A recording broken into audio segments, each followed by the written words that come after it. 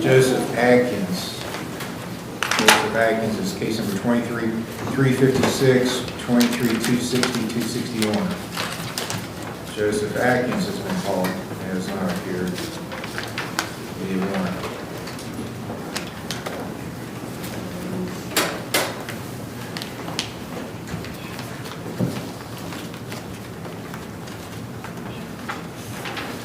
Brittany Balco. Brittany Balco is here, 24-144.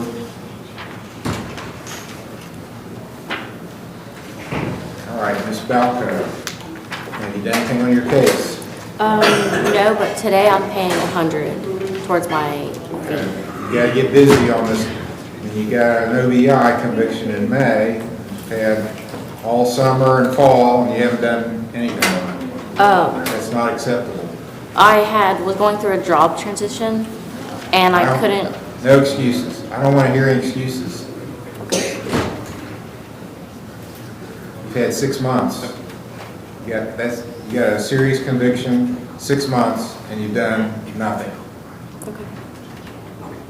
I don't want to put you in jail, but I can. I understand. Okay. So you got to do better. So you've got 5 days of community service you got to get done. You've got your fines and court costs you got to pay. You got to go to the driver intervention program too. Yeah. All that stuff's got to get done, or it's going to be jail. Okay, so you say you're paying $100 today toward your fine. See the clerk and make that payment. That's to the right as you leave the courtroom.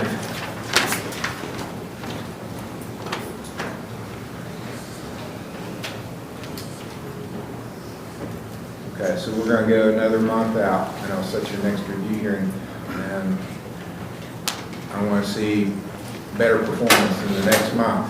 Okay. So it's going to be the 21st. That'll actually be a Tuesday, January 21st, because the 20th is a holiday, so that's Monday. We usually have court on Mondays and Fridays, but we're going to have it on Tuesday that week because Monday's a holiday that week. So write that down. January 21st, 25, 9 a.m. You can do your community service here any day but Sunday or a holiday at 7:30 a.m. Come here to the west side of the building. Okay. Any questions? Okay. We'll see you in a month. We'll see the clerk now and make your payment. Your Honor, I think we put a note that Dr. White, Judge Lindenfeld is hearing that action. Okay. All right, keep it low.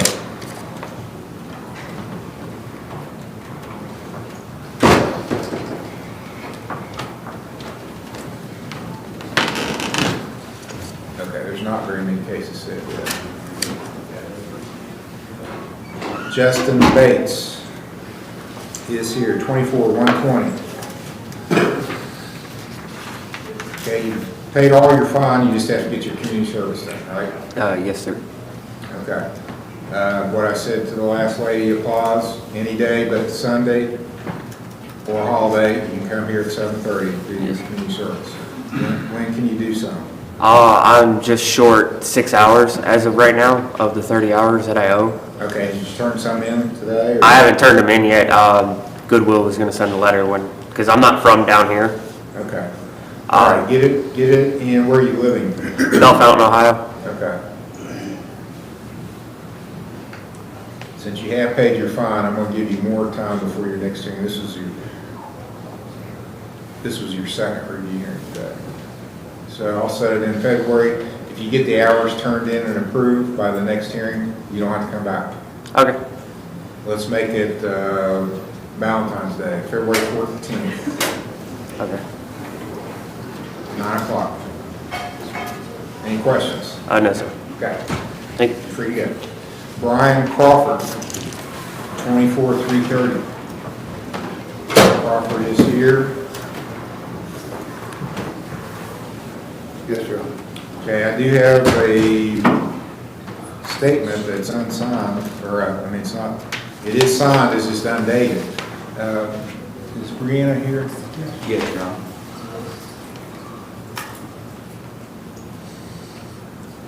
Okay. This report, I'm not sure when it was issued. It does say that the last time seen at OVP was November the 6th. I've been going since. I tried to get with Becky today, but I forgot to get the paperwork to show that I'm continuing to do this. I want you to meet with Brianna, she's from OVP. Yes. She'll get me a report on you, and Okay. I want you to do a urine screen also. So go do a urine screen, come back and get that, and a report from OVP. So go to the probation office to get a urine screen.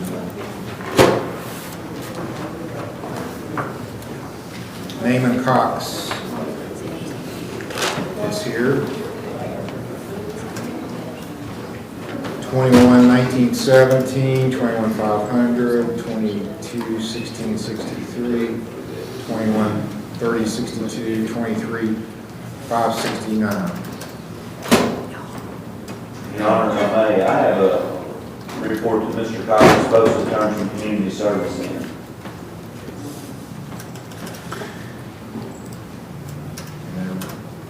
Doesn't look like there was any turned in this time. There wasn't. You still have something left. Was that from the last hearing? Yes, from 11/8. Okay, what say you, Mr. Cox? Excuse me. What do you say about that? I don't have a real good excuse other than I've just been extremely busy lately. I know priorities, I should have found a way to do some. I haven't done any. All right, I'm going to place you in custody then, and I'll have you back out at the end of the docket and decide how we're going to proceed. So back to the holding cell.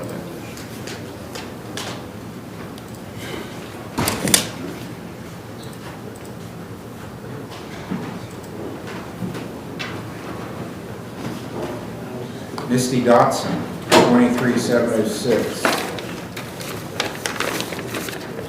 This is on an OBI.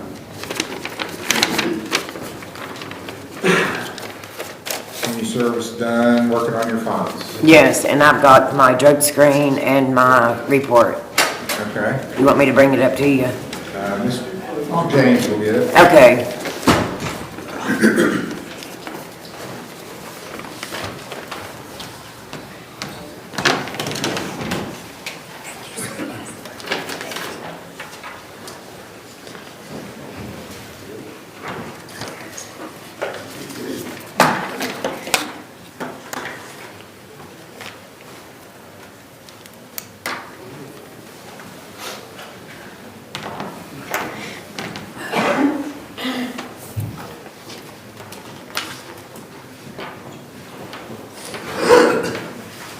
Okay. I'm going to have a copy of those made and place it in your file, but it looks good. Okay, you can keep those if you, Okay, we can have yeah, these you can, copies. yeah, you can have them, Your Honor. Okay, thank you. You're very welcome.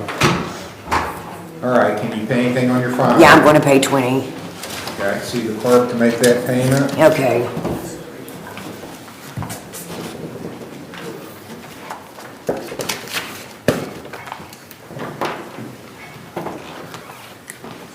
I'll set your next hearing for February the 3rd.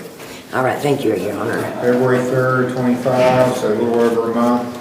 Once you get your fines paid, we'll have to come back as long as your screens and everything are good. Okay. Okay, February 3rd, At 9? 9 a.m. Okay, thank you, Your Honor. Thank you. Jerry Morrison, 2453.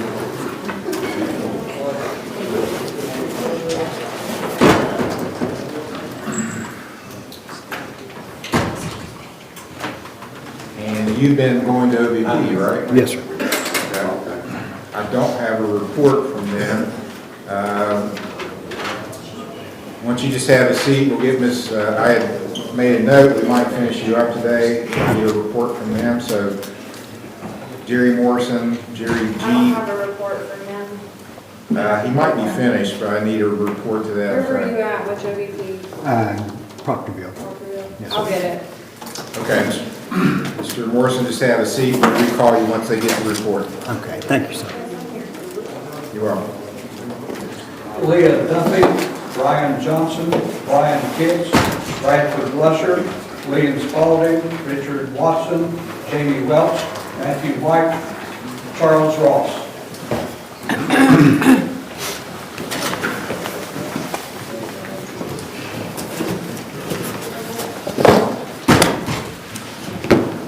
Leah Duffy, 24,769, Leah Duffy. Is not here. And hasn't done anything on the case. Was supposed to be at Southern Hope. Anybody here from Southern Hope? Yes, Your Honor. I sent an email to John Majors. He was here maybe 12 hours and bolted in the middle of the night. All right, there'll be a warrant issued. Thanks for that report. The bench warrant issued for failure to appear after leaving treatment. Ryan Johnson, 23,317. Ryan Johnson is here. All right, community service done. Still working on funds. Payment was made at the beginning of the month. And I'll be here tomorrow too. Okay, that'll go towards your Yeah. fund. Any extra that you do?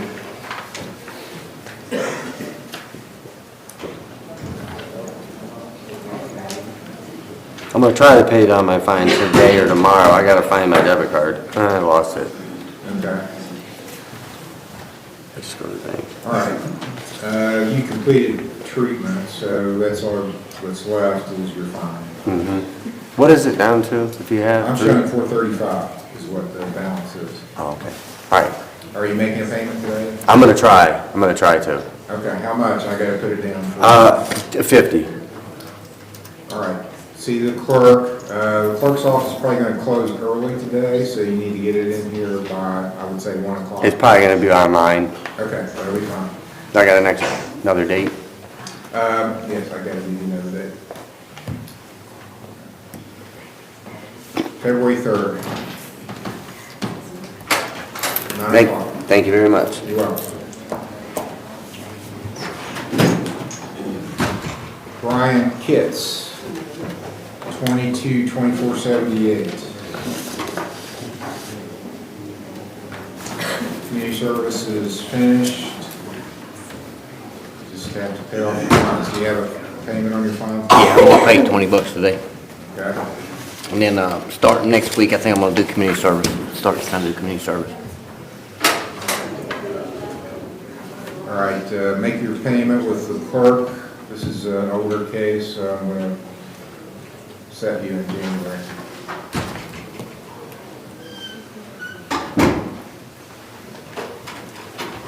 January 27th will be your next hearing. 9 o'clock. Thank you. See the clerk.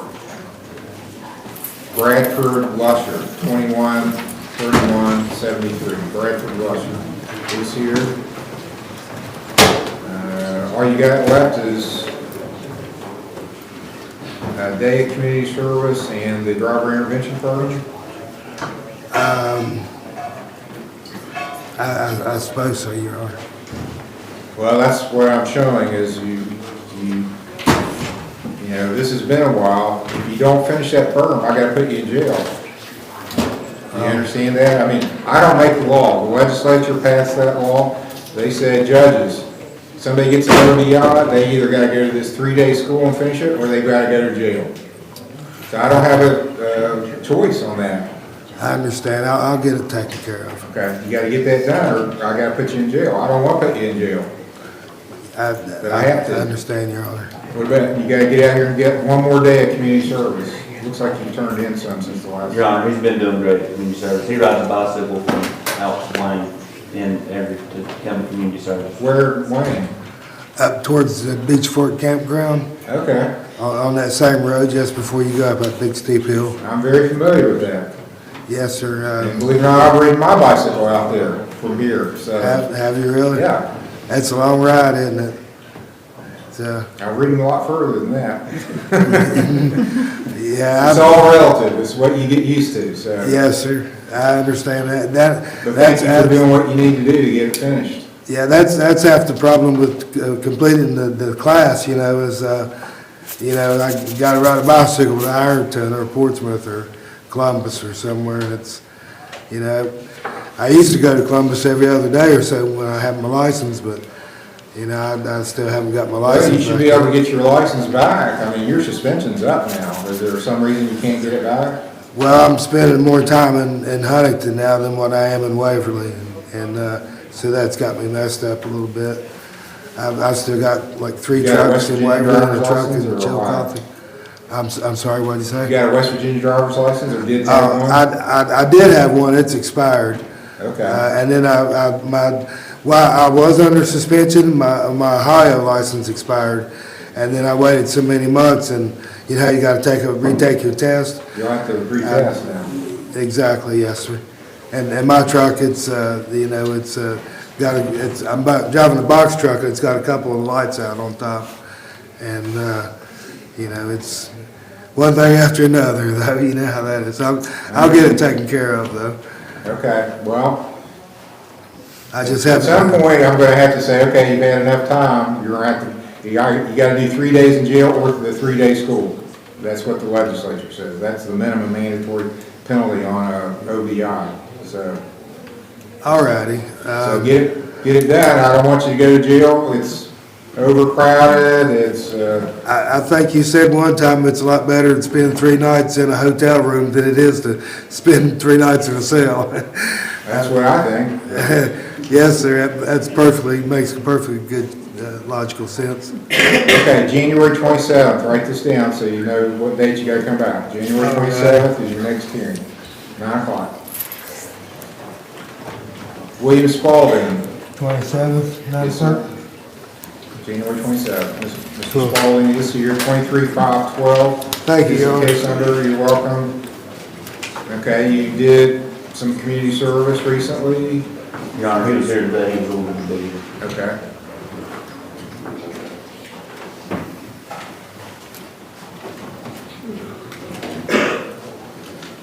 All right, you got 4 more days community service and some fines to pay. Are you making any payment on your fine today? I can't do it today, Your Honor, but after, I can the 3rd of next month. Okay, I'll set you for January 27th also as your next review hearing. 9 o'clock, January 27th. Okay, and I'll put a date in both those by then. Richard Watson, 12-760. Richard Watson is here. Community service done. Working on your fines. Do you have a payment on your fine? No, sir, I don't have a job or any money right now. I did, I think, 48 hours in community service. Right now, I don't have a vehicle or any. Well, you actually did 60, I'm showing 60 hours. community Your Honor, service. he's turned in 48 more this morning. Guess what? Oh, okay, new, okay. All right, that's good. And this would be approved. Okay, I think that finishes you up. That finishes up your fine. All right, thank you, The sir. case is completed. Appreciate it. So no more court, nothing? Now, you can come back and visit if you want to, but you don't have to. It's open court. It's open to the public. Anytime we have session, you can come.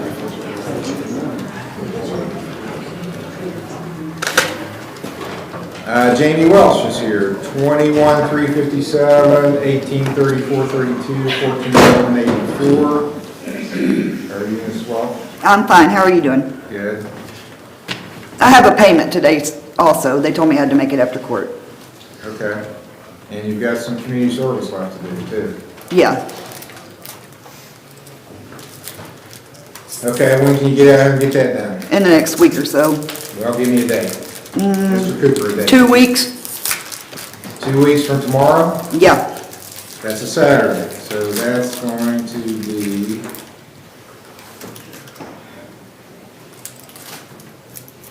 the 28th? Are you gonna have community service then, or the 4th? Let's make it the 4th, the 4th? January 4th. Okay, Be out here then. all right, thank I'll you. be looking for you. Okay. Okay, I'm gonna set you for January 24th. You got some really old cases. January 24th, 9 o'clock. Thank you, Your Honor. You're welcome.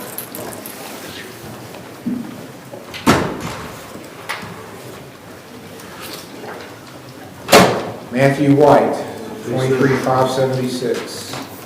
It's at Southern Hope.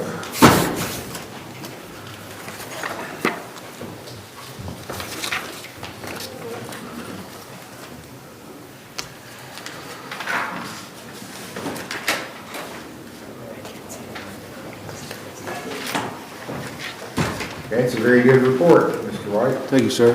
I'm now at the point in the program where I can obtain occupation, so I'm currently seeking employment. Okay. I got a couple hours community service yesterday. I didn't know if I didn't turn them in, but through Southern Hope, I volunteered at the food bank yesterday. Will that I would count? accept it, it's done through the food bank. Okay, so You need to get the hours to Mr. Cooper, yes, sir. and so you haven't been working up to now, you're just starting to look Right. for work? Yes, sir. Okay, well, I'll wait till you get employed. You gotta get out here and get some community service done, you got 5 Yes, days sir. to do. Yes, sir.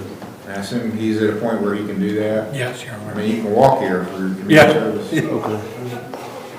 His housing location is right behind Giovanni's. Okay.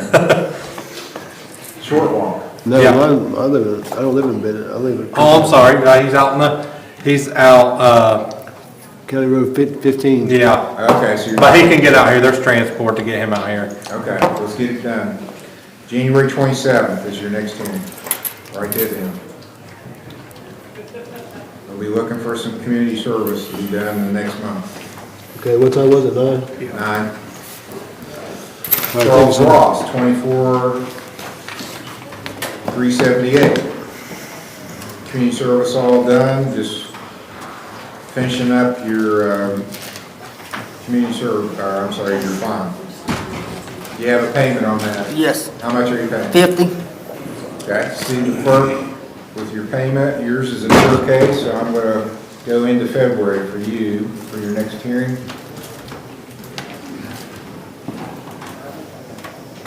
And you should be able to finish it up and won't have to come back again. I'll set it for February 21st. February the If you 21st? get it all paid off, you don't have to come. We'll be done. All right, thank you. Have a good day. You too. Okay, that finishes the reviews, except the ones we're recalling after they do some things, like the screens. So we're gonna have arraignments now. Arraignments, what first hearings are called. First hearing on a criminal case is called the arraignment hearing. The purpose of an arraignment is for you to understand what you're charged with by the state. The prosecuting attorney decides what the charges are. I don't decide. I just see them, they file them, and then they come out to me. They may not be true, may be totally false, but you have to understand what you're facing. So I'm explaining to you what they've alleged against you. You have a right to remain silent. You don't have to say anything. So when your name's called, come up to the table to the right, stand there. But everything that is said in this courtroom is on the record. So if you, and I have people do this, get up and say, yes, I did it, that's going to be used against you. I mean, you can come back and later and say, well, I really didn't mean that or whatever, but as I say often, in the law, admissions, when you admit something, that's a really big deal. That can be used against you. So if you decide to say something, be careful about what you say. It can be used against you. You have a right to have an attorney, to have one appointed for you if you can't afford one. You have a right to have bail and to make the state prove any charge against you beyond a reasonable doubt. Those are the rights all defendants have. If you enter a guilty plea or a no contest plea, you're waiving those rights. You should not waive your rights if you don't really understand what's happening. If you have questions, you want to ask a lawyer. If you want a lawyer, if you want a trial, any of those reasons, or if you don't know what to do, you should enter a not guilty plea when you're asked for a plea. That will preserve your rights. Call the first case. State of Ohio versus Julie Banks, case number TRD 23-1343, A and B.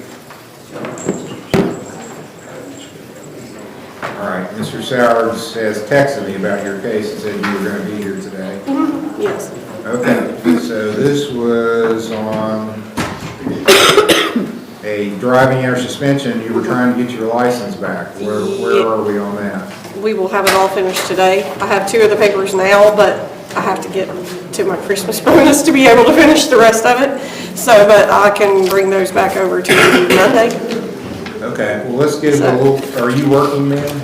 I am working now because we have our Christmas party here in a few minutes. As I'm decorated up.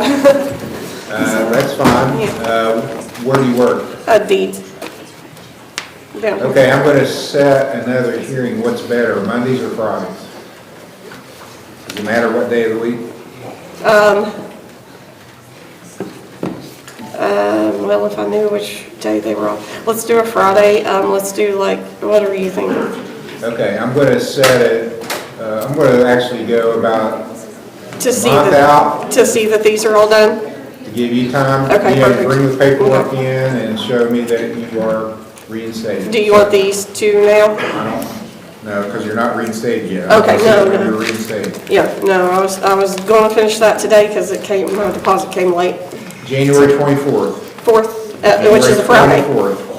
24th. 24th, which is a Friday. That is a Friday. So write that down. Gotcha. You need to be back here then, January 24th. And that's going to be a sentencing because you have a bond up. Okay. As you know, if you don't show up, Mr. Sowards is going to be tracking you. Yeah, I do understand. It's just that I had missed a lot with holidays and my son had dental surgery and everything, so I was really, and they said, yeah, you can come in Friday or Monday. I was like, oh, okay, Monday would be better. Well, I don't think they said that because you actually have to come in on the day. It's not optional. You got to come in on the day, and if you That's what they said, miss, Mr. Sowers is going to be looking for you, so is there a time on the 24th? 10 a.m. 10, okay. All right, that'll work, thank you. What the clerks would have said is that we can't grant a continuance. You can turn yourself in on Monday or Friday when you hold court, but we can't. Oh, yeah, because I don't, I mean, maybe there's a misunderstanding, I don't know, so, but. Okay, All right. get it done and be back here on the 24th. Perfect, I will, thank you. You're welcome. State of Ohio versus Jenna Justice. Jenna Justice, case number TRC 242544, A and B.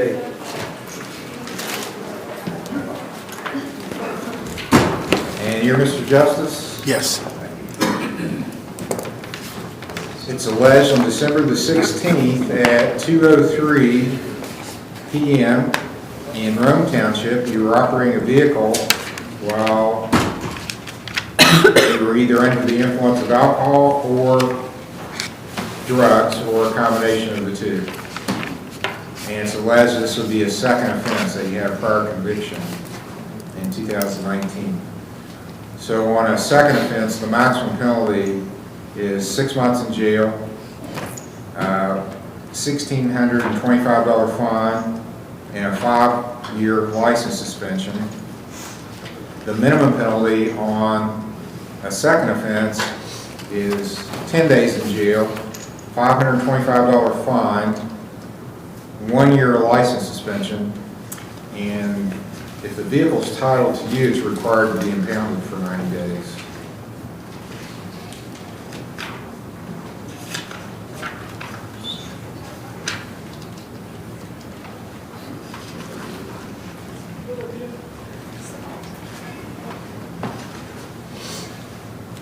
Looks like it was, the state's alleging it was titled to you. So if you're convicted on this, the vehicle has to be impounded for 3 months on a second offense. The other charge against you is failure to yield the right-of-way. That's a minor misdemeanor. The maximum penalty is a $150 fine. Do you understand the 2 charges filed against you? Yes. You were here when I explained the rights defendants have? Yes. Do you have questions about your rights? No. What plea do you wish to enter? Not guilty. Do you wish to be considered for a court-appointed lawyer? Yes. Do you have a job? No. Do you have any income? Yes. What's your income from? I get retirement from Social Security. Is Social Security your only income, or do you have other retirement? I got a retirement from the pipe fitters. Okay. I have to determine your gross annual income. Do you know what that is? 16,000. How much are you getting Social Security? 1,500. And how much do you get from the pipe fitters? I think 1,200. I did the alcohol thing at the Highway Patrol office. The alcohol. Okay, I'm getting your gross income is $32,400. That sounds about right. Okay. Do you have anybody that's dependent on your income? Yeah, my kid. You got a child? Yeah. That's home, or? Yeah. How old is that child? 13. Okay, you're eligible for a court-appointed lawyer. I'll appoint Mr. Stratton to represent you. I have the alcohol assessment. Does that matter? You should talk to Mr. Stratton about it. Okay. Mr. Stratton, this is Mr. Justice. He's got a second offense ODI. It looks like there was a urine screen. Both breath and urine are checked, but there's no breath score given, so I don't know what that means. The breath score's there. Okay. 0, 0. So I'm appointing you to represent him. I mean, not guilty plea. Okay. So it looks like we're going to be waiting on a urine screen also, results to come back. Okay. So as you know, that takes some time to get the results. Yes, Did you postpone? Or did you, I didn't do anything. They just gave me a breathalyzer and then they let me go home. sign right there? How about February 28th? Yes, that'd be perfect. Okay. Next hearing is going to be February 28th, pre-trial. No, this is not this for you.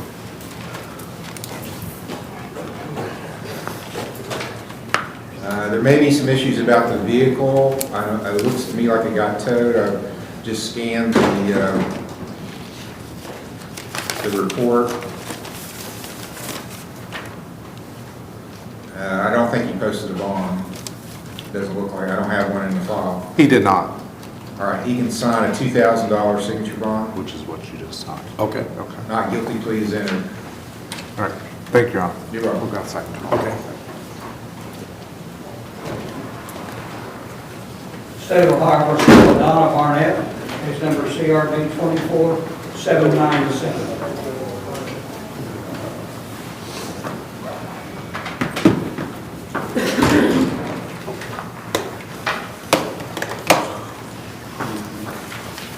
And ma'am, you're LaDonna Barnett? Yes. And this, have you received a copy of the charge? I'm sorry, excuse me. Just when I got arrested.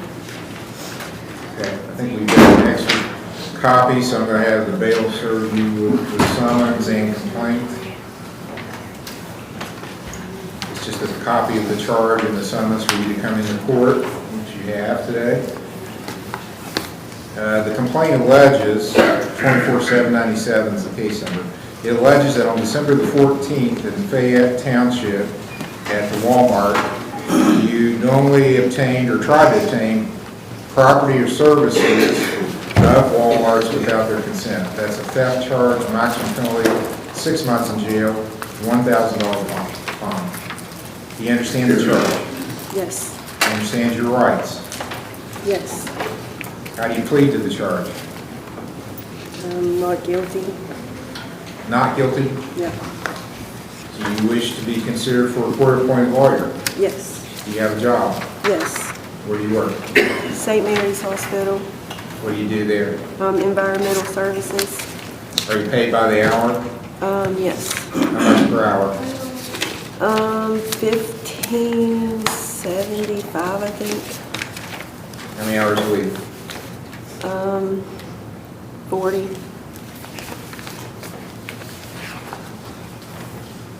Okay, so you're making a little under $33,000 a year gross. Do you have any children? Mm-hmm. How many? 4. Okay, you're eligible for court-appointed counsel. I'll appoint Mr. Morford, he's right behind you.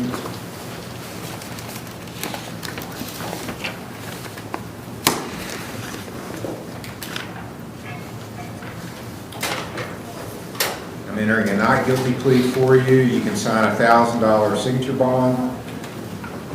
That means you're signing a piece of paper that says I promise to come to court as ordered, or I'll pay a $1,000 penalty for not coming. So as long as you show up, you don't have to be posting any money.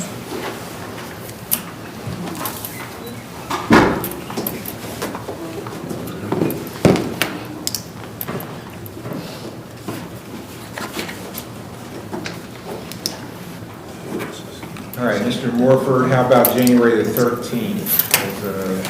Judge, let me, I think I've got a trial then.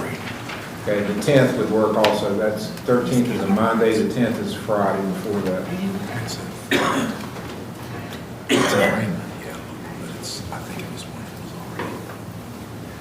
It'd have to be the 10th. January 10th will be the next hearing. There'll be a pretrial at 10 a.m. January 10th, next hearing.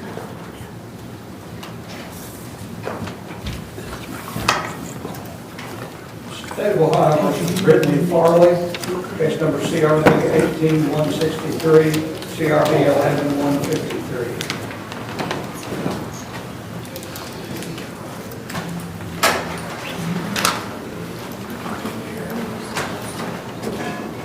Brittany Farley. Are you Brittany Farley? Are you Brittany Farley? Yes. You made that seat. Is Ms. Farley at OVP? Yes, she is. She came inpatient. She's due to complete on the 5th, and we found out that she has Excuse me. warrants out of Lawrence County, so we brought her in to get that taken care of. Okay. I think this is your first appearance on this. It's a very old case, but it looks like you didn't appear before. It's an assault charge alleging, excuse me, January 21st, 2018, in Rome Township, that you caused or tried to cause physical harm to Lester Holland. Is Lester Holland the gentleman that's here? Yes. Okay, Mr. Holland, if you want to come up. He has hard hearing. Okay, he can talk to the prosecutor. He's the complaining party in this case. An assault charge is a first-degree misdemeanor. It carries a maximum penalty, 6 months in jail, $1,000 fine. Now, there's another old case, 11-153. That was a theft offense, and it's alleged you pled guilty, got a sentence, and still had some community service and a fine to pay on that case, and that you failed to appear for a review hearing back June 17th of 2013. So the warrant's been outstanding since then. So she's got two old cases. One's from 2011, one from 2018, and he's the complaining party on the 2018 case. He says that she's his niece, and that they haven't had any more problems. I don't think that he wants it to go forward, and we're okay with dismissing it. Okay, so the 2018 case I'm going to dismiss. And you agree with that, sir? Okay. So be dismissed at the victim's request. But you still have the other old case that you never finished. You got to do that. And you got 4 days community service to do and $20 left on your fine. But she's inpatient now at OVP? Yes, and whenever she completes OVP, she's going inpatient at Lily's Place in Huntington, so Okay. she's going to further treatment as well. All right, well, I applaud that. I think if that's what you need, you turn yourself in, so you should know what you need. I'll support you in your recovery efforts, but you still have to take care of this case at some point. So what I'm going to do, I'm going to set another review hearing out in the future. You got to come back before then, or you'll get another warrant. You were lucky you didn't get picked up on the warrant all this time, so. Right. What is it that I'm supposed to do, though? The 5 days community service? 4. You 4. had 5, you did 1. Okay, and $20? $20 left on your fine. You paid everything but $20. So, okay, there's a bench warrant fee that wasn't included in the last time, so it's 70 now. Okay, so your next hearing, let's go out about a month. So I'm going to make it the 24th of January. That's the Friday. January 24th for a review hearing at 9 o'clock.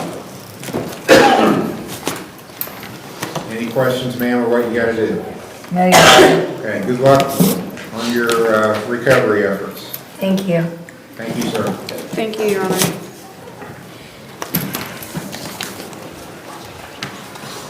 State of Ohio versus Derek E. Lockhart, case number CRB 24414, CRA 24313. He got up with me, or he sit here? Either. This is set for review, it was set a week ago for review. And it's on two domestic violence charges. Yeah, I missed my last court date. It was something stupid I did. I didn't write the court date down, and I thought it was this Monday. John, he wasn't community service yesterday. Okay. And I paid, I paid my fine yesterday, and I made another $10 payment today. All right. I won't issue a warrant for you then. I'll give you a new review hearing date. Thank you, Your Honor. John, he'll be here next Thursday for community Yeah. service also. Okay. I should be able to work every Thursday until I get it completed. I'll set your next hearing for January 31st. 9 o'clock. The 21st? 31st. 1/31/25. 9 a.m. All right, thank you, Your Honor. You're welcome. State of Ohio versus Shannon D. Locker, case number CRB 24516, CRD 23776A and B, CRA 16575, CRB 14298A and B. All right, Shannon Walker is here. She's at OVP. Yes, Your Honor, she is compliant with outpatient in Huntington. Okay, and she did a screening this morning and it was fine. Yeah, she's doing great in outpatient. Okay, very good. She's on a monthly basis and doing well. Okay, it's been a while, but you missed a hearing back in November, right? Yes, sir. I was in the hospital. Okay. I'm dealing with congestive heart failure. You're awfully young to have to deal with that. Yeah, it's due from doing drugs, endocarditis. You had endocarditis? Yes, sir. They had to replace a heart valve? That's what they're doing now. Okay. That's why I've had some, I'm not personally, but I've had some experience with cases involving endocarditis, so it's a risk of drug usage, using needles or, Yes. It's affecting my liver also. yeah, the bacteria gets in your bloodstream and latches onto your heart valve. Yes, sir. Okay, well, I'm glad you're doing well in treatment. I'll cancel the warrant since you came in on your own. I'll set your next hearing. Sir, I also had a probation check-in yesterday. I also came to that. Here? Yes. Okay, all right. I'll make your next one January 31st also. January 31st is your next hearing, 9 o'clock.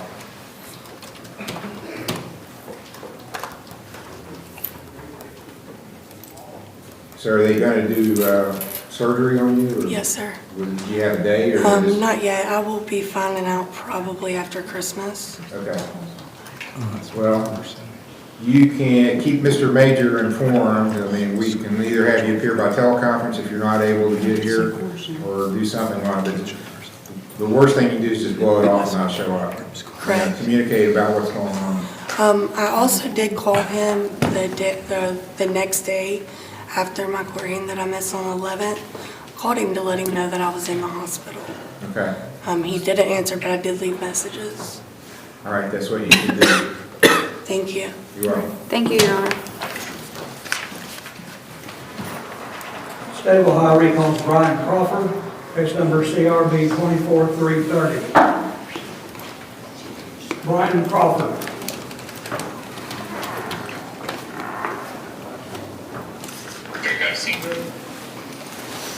Have you seen the result? I have not, and I'm waiting. They were supposed to be emailing me a report for him from OVP.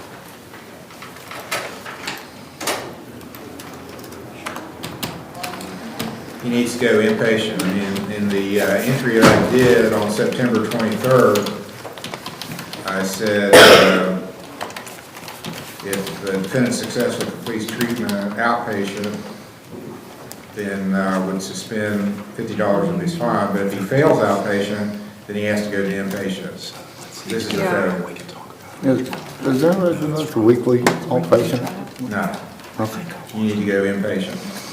And you haven't done anything else on your case? Do you have a bed at OVP? No. Let me see, that's what I'm checking on now. So let me check on that and we'll try to get in placement. Okay, I'll recall you after we get word on that. Well, we do have a bed, so we'll do his assessment and everything, and I'll let you know when we're done. Okay, All right, let thank the you. bailiff know and we'll recall it. Ready to go to Lawrence County Jail, Your Honor. And sir, you tested for fentanyl. Let me make it clear. So, I don't know who you are that's with him. He's playing Russian roulette. You know what Russian, where you spin the gun and there's a bullet in there? Fentanyl is killing people. He tested positive for fentanyl. So, you gotta get this, you gotta get clean. You can't take any drugs off the street in our community because anything, any street on the any drug on the street can have fentanyl in it, and a lot of it does. So, go talk to Brianna and then come back. Let's get this taken care of. State of Ohio versus Adria Bess at the Lawrence County Jail. Case number CRA 24803, and Jeremy Daniels is on deck.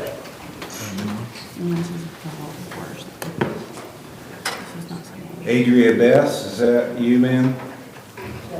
Can you hear me okay? Yes, sir. All right, I'm Judge Capper.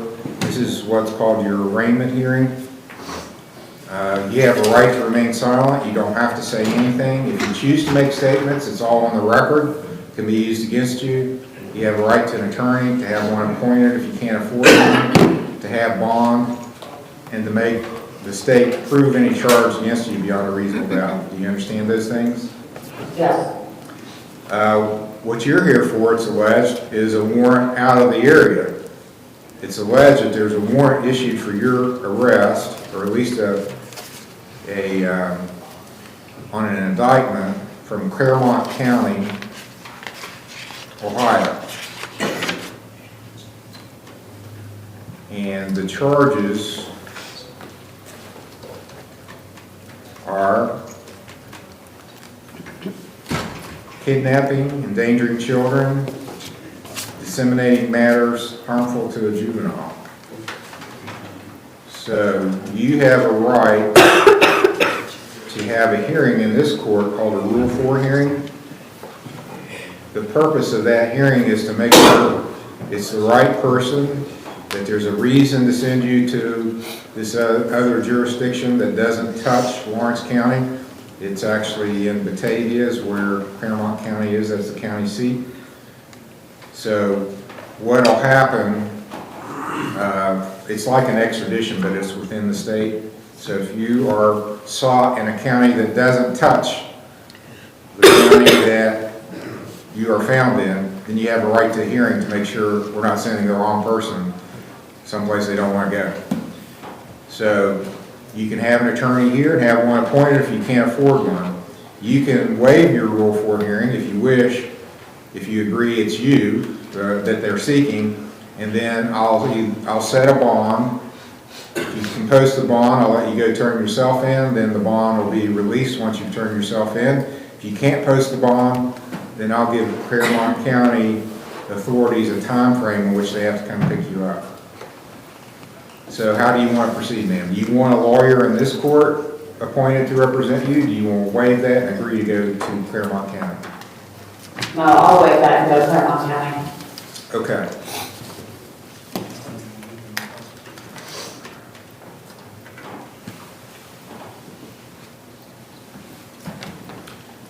All right, they don't tell, some courts will tell me what they want as a bond. They don't say what bond, but these are pretty serious charges. So I'm going to set the bond at $20,000, cash or surety. Do you think you could post that bond here, or? No, I won't be. Okay.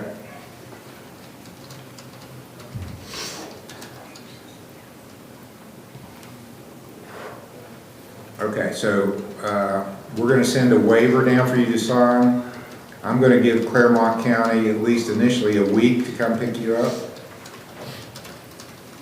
So that means, and they may want more because of the holidays being involved here.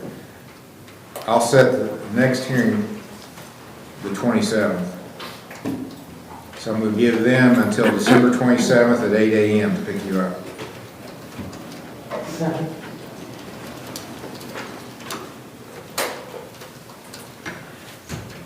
So if the sheriff's office listening in, you can go ahead and let them know she's waiving, they can pick her up anytime now. If you're still in the jail on Friday, December 27th, a week from today at 10 a.m., I'm going to see you like this, and I'm going to look into why you didn't get picked up and what's going on with Claremont County, and I'll make a decision then whether you're to be released or if I'm going to extend their time frame to come pick you up or not. So she's to be on my docket for the 27th at 10 a.m.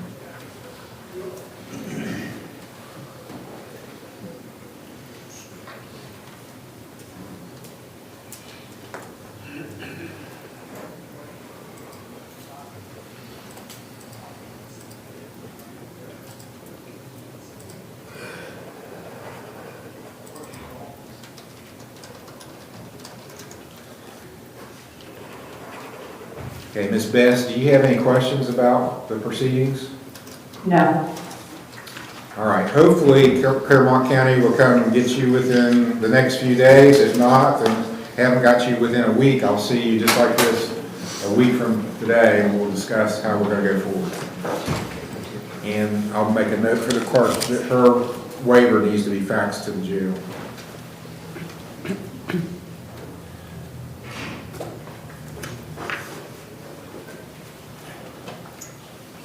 State of Ohio versus Jeremy Daniels, case number CRA 17367. Brian McCann is on deck.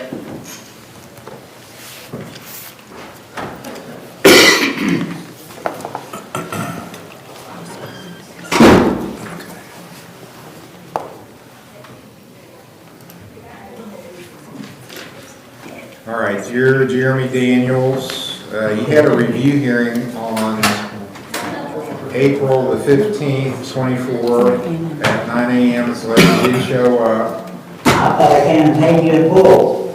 No, I'm showing, I paid everything off and everything. no, I'm showing you paid $210 out of $310, and also you were supposed to go for some counseling at Prestera, and I have no proof that you did that. I want you to admit it on thing. I couldn't get in right there, full. How long you been in jail now? Since yesterday, How'd you get picked up? I was working, delivering, I do grub up, I was delivering food over at Kitchen Parkville, and the cop stopped me. You were working for who? To grub up. Oh, okay, you were driving over there? Yeah. Okay. Did they charge you with anything? No.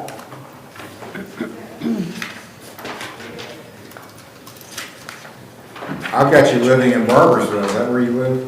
No, I live at 542 North High Street, Gandalf. Okay.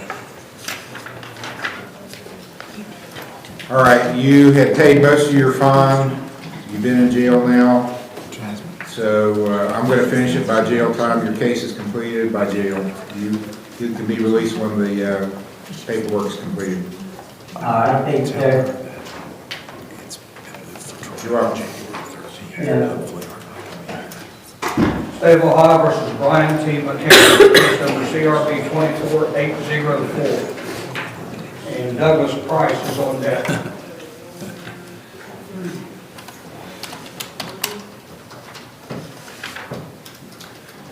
Sir, you, Brian T. McCann. Your audio is off, Mr. McCann. Usually it's on the headset, there's a switch that has to be turned on. Let's try it now. Say something so I see it. Mr. McCann? No, it's still not on. I'm not getting anything from you. Mike, check. Try it again now. My name is Brian McCann. All right, now it's working. Mr. McCann, I'm Judge Capper at the Lawrence County Municipal Court in Chesapeake. This is your arraignment. You have a right to remain silent. You don't have to say anything, but what you say is on the record, so if you say something, it can be used against you. You have a right to have an attorney, to have one appointed if you can't afford one. You have a right to bail, to make the state prove this charge beyond a reasonable doubt. Do you understand those things? Yes, sir. The charge filed against you is domestic violence. That's a first-degree misdemeanor. Maximum penalty for that is 6 months in jail and a $1,000 fine.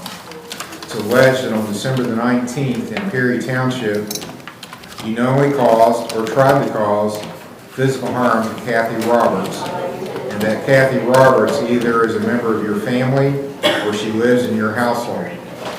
Do you understand the charge, sir? Yes, sir.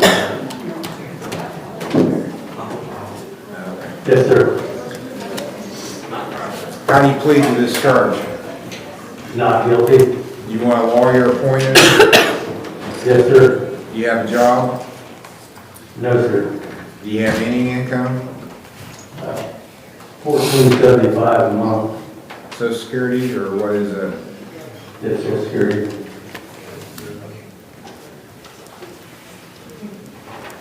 All right, Mr. Smith, I'll appoint you to represent Mr. McCann. It's my understanding there's going to be a cross-filing with the Kathy Roberts, and she's in jail also. All right. Do you, Mr. McCann, do you want Kathy Roberts ordered to stay away from you? Do you want a protection order, in other words? Yes, sir. Okay. Have you all been living together? You have separate residences? We have separate residents. Okay, so that's not a problem for you to stay away from each other? No. Okay. So I'm going to order you stay away from her, not to go, or I'll do the same. Let's make it mutual, at least initially. You stay away from her, she'll stay away from you. Don't contact each other. Don't post things about each other. Then we'll come back to court. What's your schedule like, Mr. Smith? Judge, any Friday in January.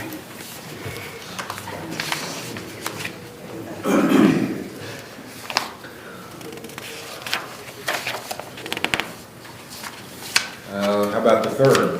I could do that. First Friday. Sure. January 3rd is going to be the hearing. Do you know where the court is in Chesapeake, Mr. McCann? Excuse me? Do you know where the court is located in Chesapeake? No, I don't. Okay. Where do you live? In Cold Grove. All right. Do you know where County Road 1 is in Chesapeake? Old 52. No, I've only been out here about a year. Okay, well, you'll have to find it, because it's on the eastern end of the county. You need to come to court on January the 3rd at 10 a.m. It's on County Road 1, Lawrence County Municipal Court. You can look it up. It's toward, you get to the 6th Street Bridge in Huntington, going to Huntington, you've gone too far. Turn around, go back on County Road 1 about 1.5 miles, and you'll run into it. Do you have a cell phone number I can contact you at? I have a cell phone. What's that number, please? 740. Yes, sir. 961. Okay. 7491. 961-7491-740. Thank you. I'll give you a call. We'll talk before January 3rd. I'll call you when you get it. All right. Okay, so any objection to no Argonne for Mr. McCann? No, Your Honor. So I'm letting you out, Mr. McCann, on your promise to come to court. I'm going to let you be your own guarantor. You're guaranteeing me you will come to court by signing a document that says you will come to court on pain of paying $1,000 as a penalty if you don't show up. You understand that? Yes, sir. And further condition of the bond is that you don't go around or contact Kathy. Okay. And then be in court on January 3rd, 10 a.m. Okay. Any questions, sir? No, sir. Okay, that's all. You'll get out when the paperwork gets processed. Thank you, Judge. You're welcome. State of Ohio versus Douglas Price at the Lawrence County Jail, case number CRB 23276. Kathy Roberts is on deck.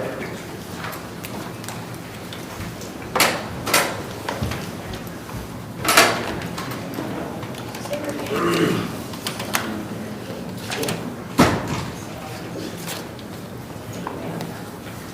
right, you're Doug Price. Yes, sir. Mr. Price, it's alleged that you missed a hearing, actually a pretrial hearing, and this would have been Mr. Thompson's case back in October of 23, October the 6th, 2023, that you missed a pretrial. It was on a domestic violence case, and warrants been outstanding since then. Yes, sir, we were supposed to come back, last two times I came to court Friday, so he wasn't there at the time, and when I contacted him on the phone, he said he was supposed to set something up, and I haven't heard nothing back from him. I did try to contact him once or twice, but my mother passed away since then, and my sister, so I know it's not an excuse, I'm not trying to give an excuse, it's an issue there, so. Okay, well, he's still out, has medical issues, so I'm going to appoint a new lawyer for you. I'll appoint Mr. Steyer.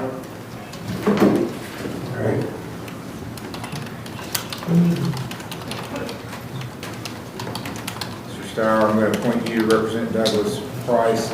The allegation is he missed, it's a pretrial on domestic violence, and so last you missed a hearing over a year ago, October 6th of 23. And I've got a South Point address for you. Yes, sir. What's the state's position on bond?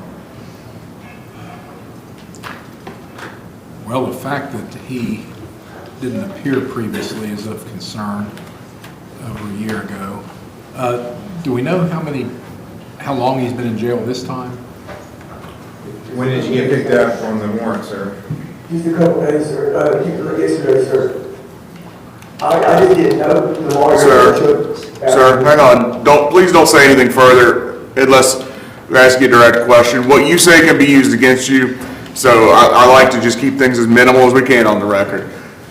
May we approach for just a second? Yeah, he was also, I've got an assessment from Bethesda. He went there at least for an assessment.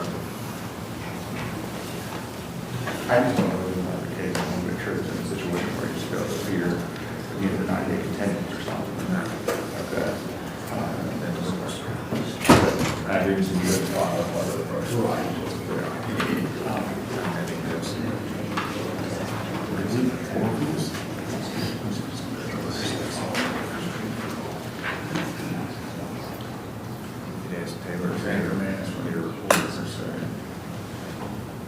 Taylor, could you approach the bench, please?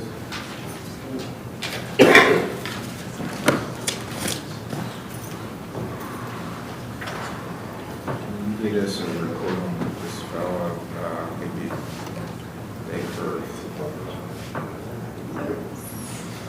I'll let you I can't do one time, All right, so we're going to recall you. We're going to see what report we get from Bethesda. You want the okay, so you'll be recalled later in the docket. State of Ohio versus Kathy A. Roberts, case number CRB 24805. Emily Smith is on deck.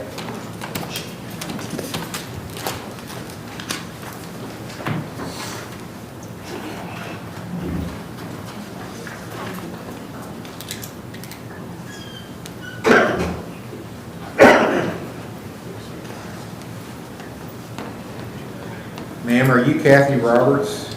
Yes, sir, I am. Ms. Roberts, I'm Judge Capper at the Lawrence County Municipal Court in Chesapeake.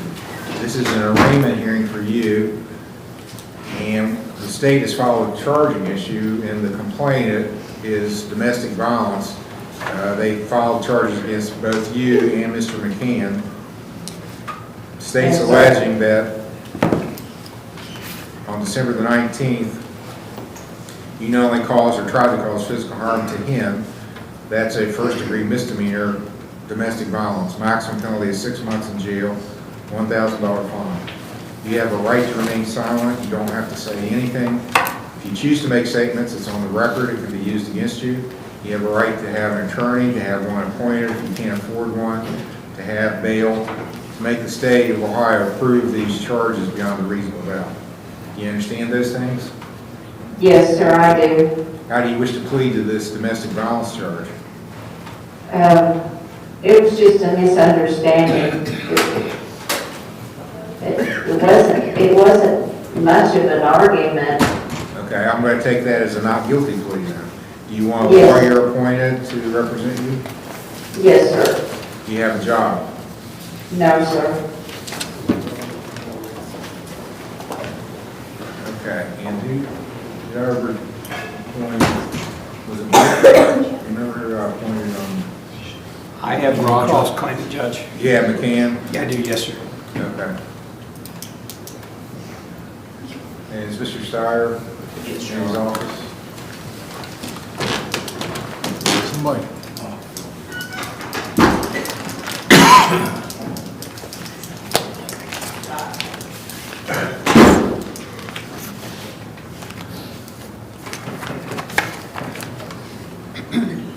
May I say something? Well, you probably should wait till, I'm looking for a lawyer for you. Okay. Here's the thing, remember I said you have a right to remain silent? If you, everything you say here, there's 50 people in this room all listening and it's all getting recorded. So it can be used against you. What you say to your lawyer, you have attorney-client privilege. You can say just about anything, it can't be used against you. But whatever you say in open court, on the record, you're stuck with it. So I know Mr. Steyer would agree with me. I didn't hear who was called, Your Honor. She wanted to make a statement, and I said, why don't you wait and talk to your lawyer? I don't know who this is, though. I'm appointing you to represent Kathy Roberts. Okay. Would you agree with that statement? I would, and if I could inform Mr. Roberts what's going on, this is a cross-filing. The cross-complainant has already been arraigned. He asked for a protective order, but stated that the two of you have separate residences. Is that correct, that you have a place to go other than his home? Yes, sir, I do. Okay, in that case, then I'd like to ask that a protective order be placed in the other direction, ask for a recognizance bond, and I didn't catch what day this was set back, the other case was set back. January 3rd. January 3rd, are you available then? Yes. Yes, I'm already on the docket, so I would ask to have this set on January 3rd as well. All right, so Ms. Roberts, I'm appointing Mr. Steyer to represent you, Okay. and he's going to need to get in touch with you. Do you have a phone number where he can reach you No, I don't have a phone. at all? Do you have somebody that you can get in touch with that has a phone where he can reach you that way? No, I don't have any family, just myself.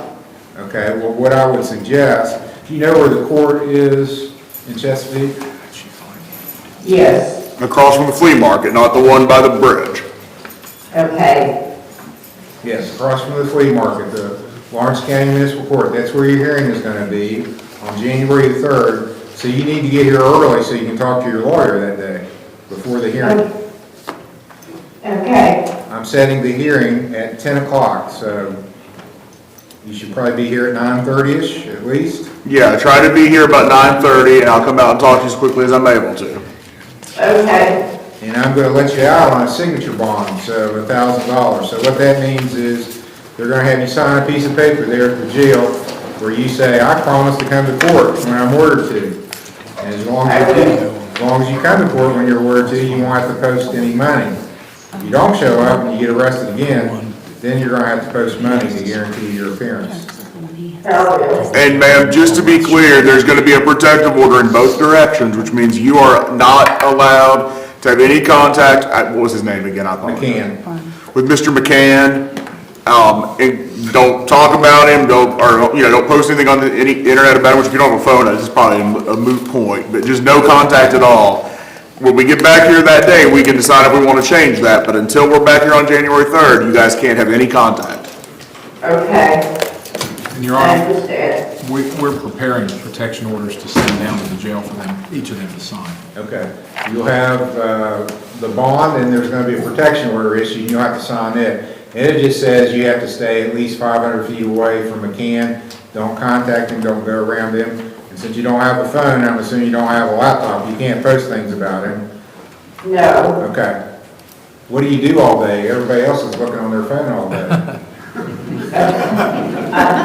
They just sit there and look at their phones. I don't do much of nothing. Okay. Well, just kind of stay away from him until we get back in court at least. On January the 3rd, the Friday after New Year's, you gotta be in court. I will. Okay. Thank you, Your Honor. You're welcome. Thank you. You're welcome. State of Ohio versus Emily H. Smith, case number CRB 23627, William Wallace is on deck. All right, and this is Mr. Stratton's case. Yes, Your Honor. Talked about it briefly in chambers this morning. Yeah, I'll wait till she gets. So I spoke with Brandon Peters at Amended Reads. They had her for a couple days back in May. They're willing to take her back. They cannot take her until Monday, though. Okay. Do we need an ankle monitor? Or not? He asked about that, and he was okay with that. I said I didn't know if you were aware of that or not. What's the state's position? Is this Emily? Emily. Okay, we also have an Amber. Emily Smith, she's been several different places. She always leaves. Well, we would want her to, we'd want to ensure that she wasn't going to leave again. So if she was accepted into a facility, some sort, we'd want the GPS monitor, I would think. Yes, yeah, I mean, that's probably the best. Okay. Emily, I'm going to let you go to Mended Reads again. You've been there before. Do you want to go there? I was going to ask about OEP. No, I want you to go to Mended Reads. So let me say this. If you don't really want to go to treatment, you'd be better off. I mean, I can't believe I'm saying this, but I'm going to say it. You should just say, I'd rather just stay in jail. You know, here's the reason. Once I place an ankle monitor on you, and you've got a history of running, a big history of running. Once I place an ankle monitor on you, that comes from the adult probation at the common police court. They're going to place the ankle monitor. And it does no good to run with an ankle monitor because they can, those things are so accurate now, they know where you are within 10 feet. So it doesn't do any good to run. They'll just come right where you are and pick you up. The only way out of it is to cut it off. If you cut it off, they get really mad. Really mad. And they're going to file felony charges against you for cutting the ankle monitor off. And I've had people do this. Everybody that I've had cut an ankle monitor off, you know where they go? Prison. So you're going from, right now, you can only go to the county jail with what you've got. But that's why I say we're up in the ante. If you're not going to go to treatment, if you say, I can't stay there, I won't do it, I'll wind up cutting the ankle monitor off, just say that, and let's put you in jail for a while, because you're going to wind up in prison, and you don't need to be in prison. You don't want to go to prison. But if you think, well, I really do want to get clean, and I want to deal with some of my issues, and now that I have an ankle monitor, I know I have to do it, then this is a good option. But if you say, I'm not going to do it, no way I'm going to do it, an ankle monitor is not a good solution because you're buying yourself a trip to prison.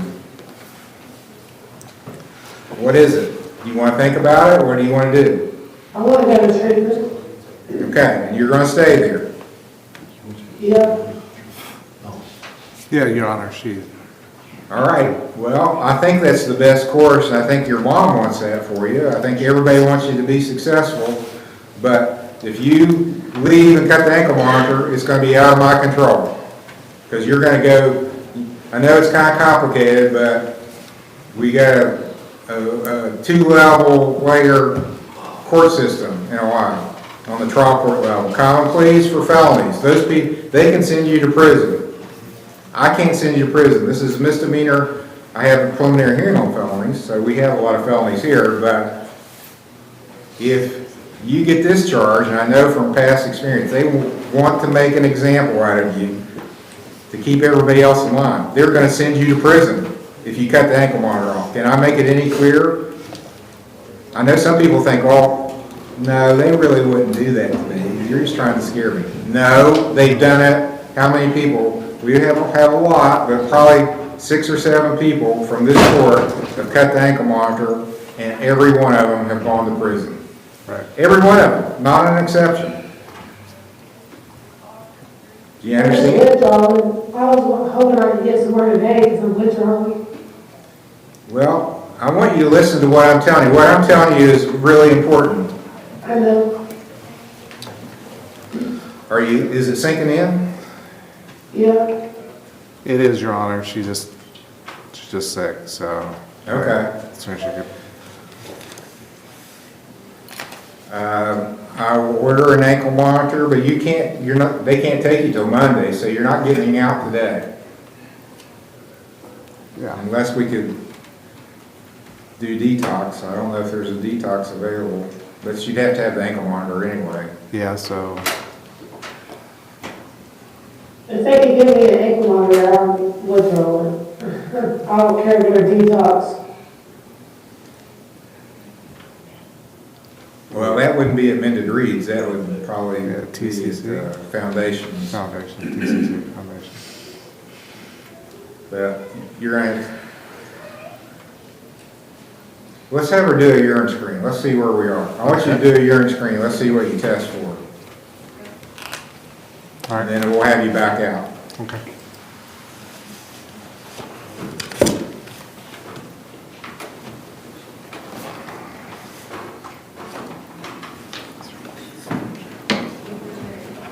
State of Ohio versus William Wallace, case number CRB 24796.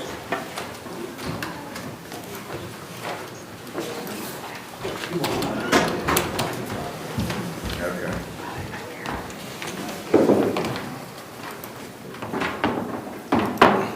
All right, Mr. Wallace, we're back. You thought you might be able to post bond and turn yourself in Brown County, but that hasn't happened, right?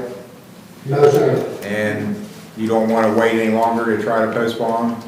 No, sir. I couldn't find bond. Okay. I'm going to give them a week to come pick you up. So Brown County should be notified you're available. I'll give them until December 27th at 8 a.m. to pick you up.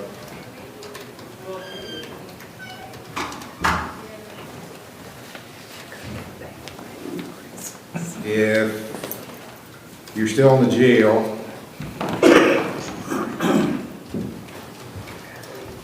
see you next week at this time to discuss how we're going to proceed, but you should already be in Brown County by then. What's going to happen if I'm not in Brown County by the 27th? I'll see you again just like this and we'll talk about it, and I'll tell the prosecutor, get on the phone and call Brown County and see why they didn't get here to pick you up. Okay. You know, I was in treatment on this arrest. I don't know what, can you tell me what the violation, what I'm even being held for? It's Court of Common Pleas, Brown County. It's the probation department, failure to comply. Case number 2023-2002.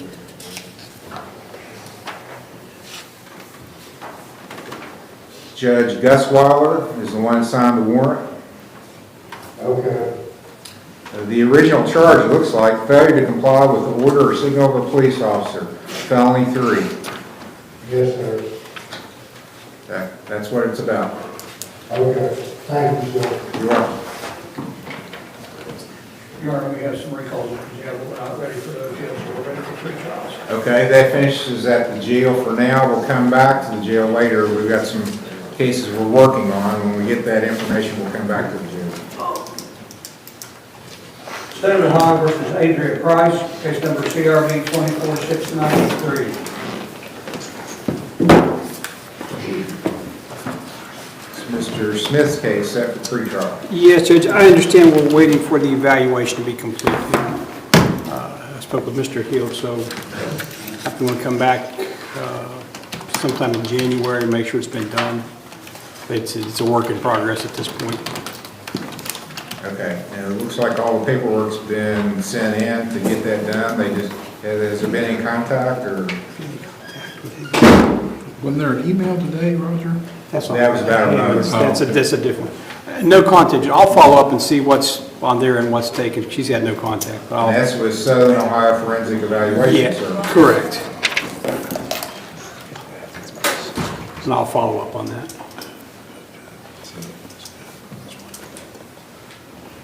The only thing I see, the paperwork was sent in, and their records assistant by the name of Beverly Schultz emailed back and said, thank you. That's all. It doesn't say anything about when we could expect the evaluation to take place. You said Beverly Schultz is her name? Yes, Beverly Schultz, Schultz. They normally require 30 days from the date. Okay, that was December 13th. You want an email, if you want to look in the file. there's Yeah, an email I'll address do, Judge, and phone number. and I will get a hold of her. We should probably come back, I guess, after January 13th, any Friday. Or I might have some Mondays if we need to do it on Monday. We can do it Friday, Okay. 17th. It'll be fine, Judge. All right, next hearing will be January 17th, I'll follow up with Ms. Schultz. 10 o'clock. Judge.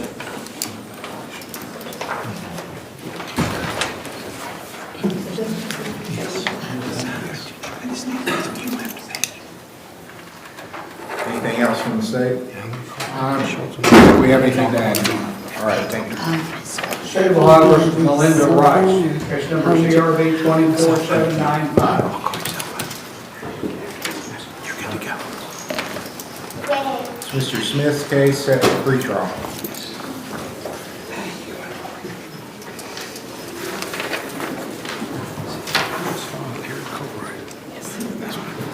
Well, Your Honor, this is a cross-filing with Eric Cole.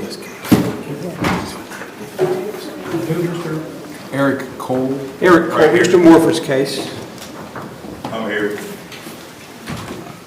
And I discussed with my client a 90-day continuance. I don't know if the other party's agreeable to that.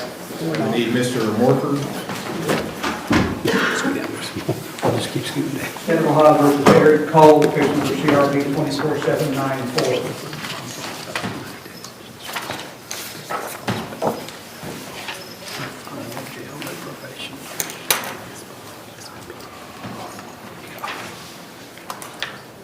Has there been an agreement reached? Well, on our half, we're okay with the 9-day continuance, and then no further problems in payment of court costs, it would be dismissed. And for the record, Judge, she has his belongings with her today. She's the one to give those back to him. Correct? Yes. She, I'm sorry, she has what? oh, his belongings, she brought them to court. She will give them to him today once we're finished here. No, not just that, it's more stuff. No, I don't mean to speak. I don't think that the judge is going to entertain that. Well, she's saying like clothes, necessities, she has those. I don't know what else they're asking about, but. I'm a mechanic, I have tools, that's what I like living. I have everything he brought into the relationship. He packed it before he left. I just had somebody load it in the car because I can't lift it. Sir, I lived out there for 6 months. I worked at TikTok Tire. He worked for 2 weeks. No, I worked for, I'm not, I can't. So what I'm interested in is the domestic violence charge. We are willing to do a 90-day continuance with a dismissal upon payment of costs. If there's no further incidents, you're not together anymore, obviously. No. So they're not together, so that shouldn't be an issue. All right, Mr. Morford, what about Mr. Cole? He's agreeable to 9-day continuance, Judge, but as you heard, he's concerned about his mechanic pool. Well, if there's a disagreement about that, you'll have to file some sort of civil action. And that's not what this is about. actually, sir, I'm not good with, Go ahead. I'm not good with the 9-day continuance because I didn't do anything wrong. She went out and cheated, then came back and put me out the house. I'm homeless right now. I I'll lived set it there. for trial. That works for me, sir. Okay. January 3rd at noon, we'll be set for trial. I'm here.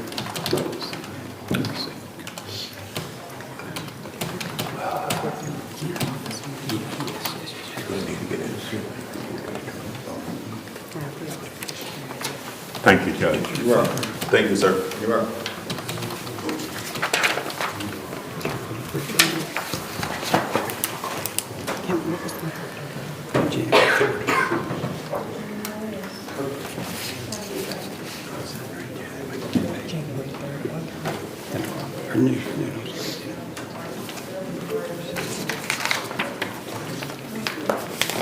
Thank you, Judge.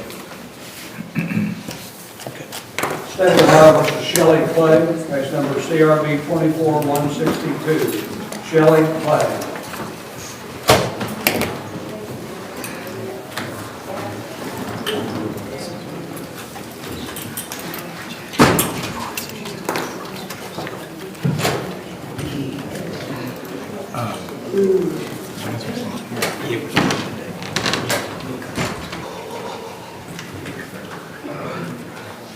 Judge, this is a old alleged violation of protection order. I spoke with Mr. Hill.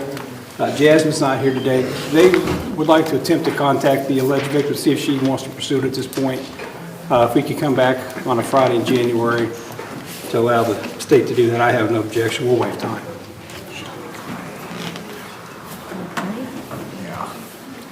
What day?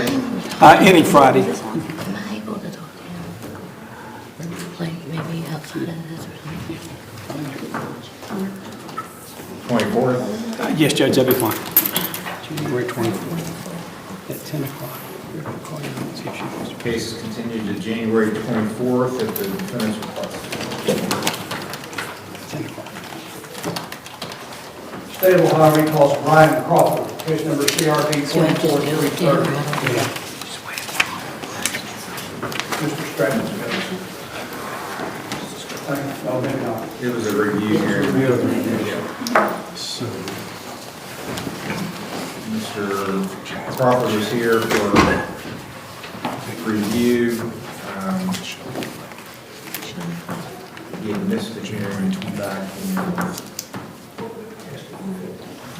November, and he came today, had him tested, he tested for cocaine and fentanyl. He has been accepted to OVP. They're going to come and get him today and take him into treatment. Okay. All right, I'll order him to inpatient treatment. He hadn't done anything else on his case. He got sentenced, I know, why they come on,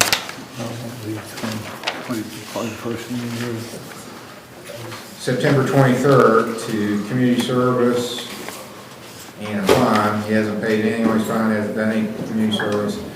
He was ordered to do outpatient. If he failed at that, then he would go to inpatient. He's failed at outpatient.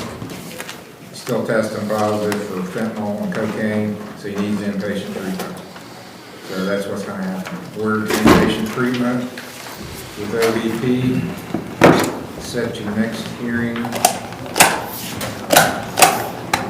I'll be able to pay on that fine at the beginning of January. I just got, Well, you getting clean is more important to me than you Yes, sir. paying your fine. So that's number one priority, you get clean. sure, thank you, Your Honor. So I'm going to set you for January the 6th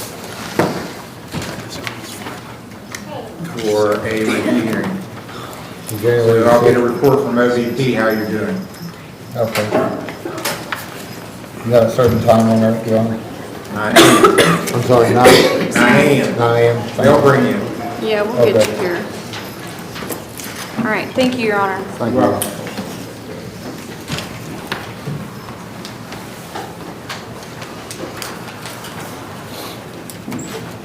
State of Ohio versus Leslie A. Hammond, case number CRB 24777. She may be on Zoom. That was the intention. Yes, sir, I'm here. Okay.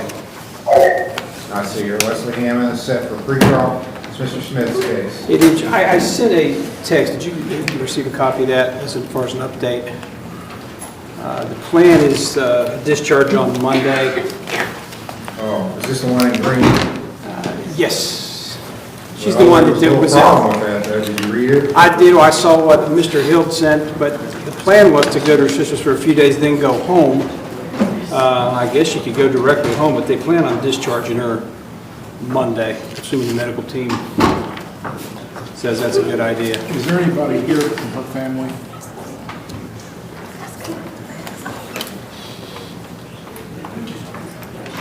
Well, she lives in Pikeville, if I remember, is that right? Okay. Where do you live, Leslie?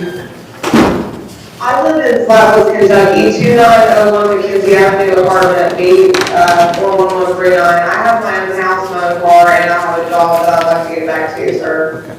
So you would not have to have contact with your sister of any type, correct? What is it now? You would not have to have any contact with your sister once you're discharged, correct? That is correct. She came to see me while I was in jail, so I'm confused what you're asking, sir. Well, we're just trying to figure out if you're discharged where you're going to go, but you have your own place, your own car, your own job, right? Yes, sir. Is there a protection, the complaint party was Mary Sue Massey, was that the sister? Is that your Yes, that's my stepsister. stepsister? Yes, Judge. Is there a protection order requested? I recall there was. I don't see. She dropped the charges from what I've been told. Well, we'll talk about that once you get out of your current situation. There was a consent agreement entered at one point, but I think that was probably from the jail. I don't see a protection order issued. The plan is to medically discharge her Monday. Perhaps we come back January 3rd. It's pretty quick turnaround to see how things are going. Mr. Hill? Did you say come back on Monday? January 3rd. Well, their plan is to release her on Monday.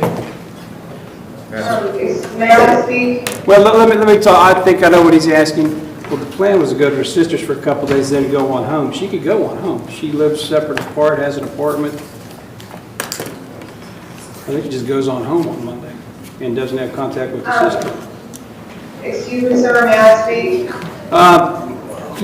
Well, let's not talk about the case. We can talk about the discharge because this is all being recorded. Yes, Your Honor. I don't want to talk about confidential things, but are you able to take care of yourself at home in your apartment on Monday if you're discharged?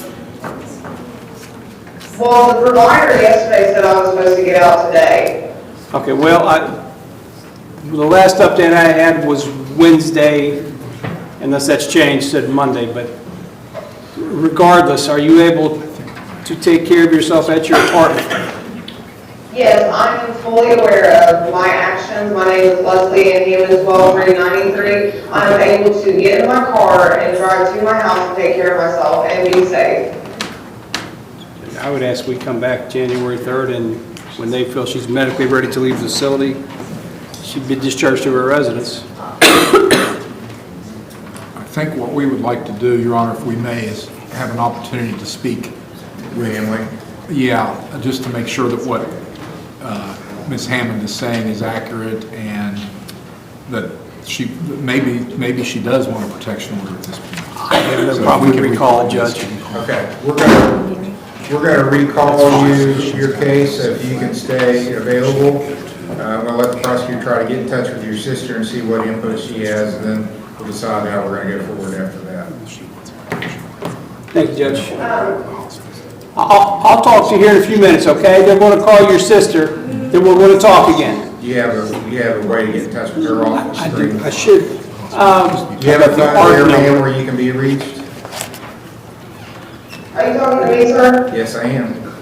I'm sorry, it's hard to hear in here on the Zoom call. Yes, you can, well, I don't have my phone with me, but you can call our... I've got that number. So I have Miss Griffith's number. Is that, do you have a number other than that? No, I was going to give you Art's number so you're able to get a hold of me. Okay. I'm ready if you're ready. Oh, okay.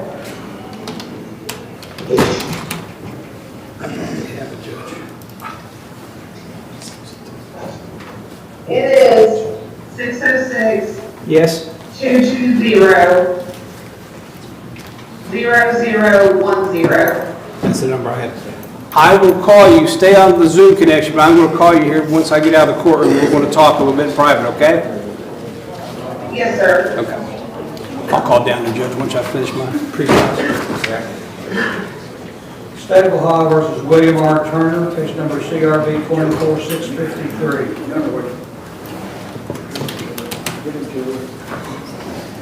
Smith's case, pre-trial. Is Judge, discovery's been answered. Mr. Turner's coming to the office. We're still waiting, or I'm still waiting for a bill of particulars that has not been answered yet. This is our first pre-trial. Yes, so I anticipate the bill of particulars will be coming fairly soon, so any Friday in January. I got this one, but not. This is our first pre-trial. There's one on the 22nd, looks like, November 22nd.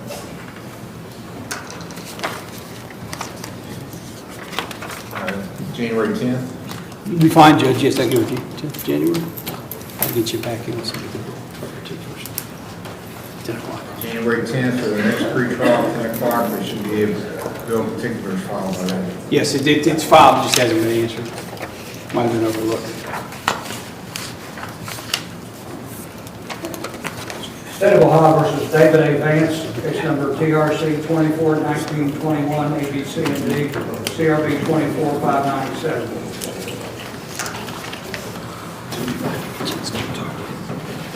This is one. Mr. Smith's case, pre-trial on motion.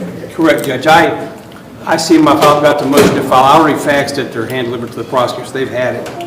I understand there's some, in response to my motion, some additional discovery that the state is going to provide. I don't know if we want to go ahead and set a motion hearing out now or one more pre-trial on the motion. I defer to the prosecutor how he wants to handle that. Mr. Gill. Well, in reviewing the motion, I saw that it looked like Mr. Smith was asking for Department of Health records on the urine test that was conducted. So we have to issue a subpoena to the Ohio Department of Health to get those.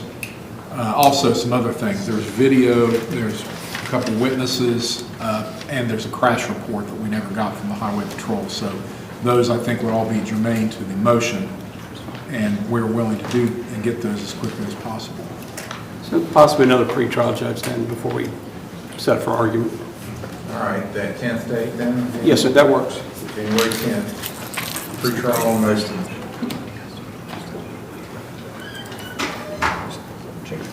January 10th. At 10 o'clock, correct.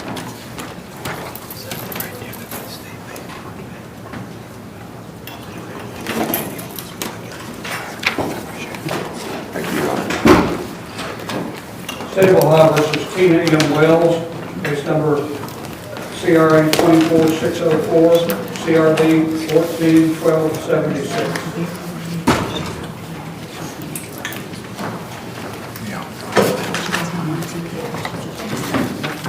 Smith's case.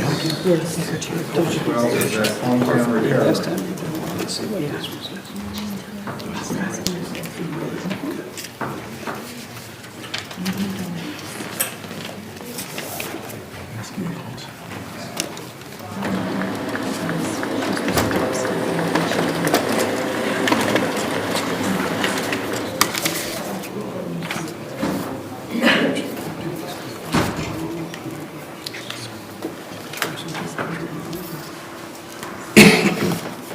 It's a good report.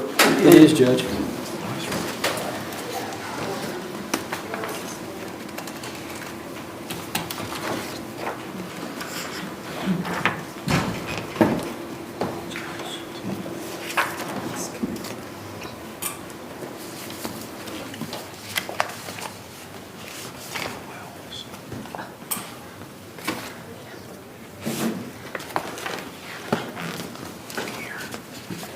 She still has an old case that she owes a little, not a lot, but a little bit of money on that needs to be taken care of. $115. So theft offense. No, I don't have any income right now. She says she has no income right now, Judge, but she's aware she does owe that $115. We can hold it off till you finish up your treatment. Thank you, Judge. Thank you, Your Honor. January 24th. We'll be fine now. January 24th will be your next hearing for everything before this court for Ms. Wells. Thank you, Judge.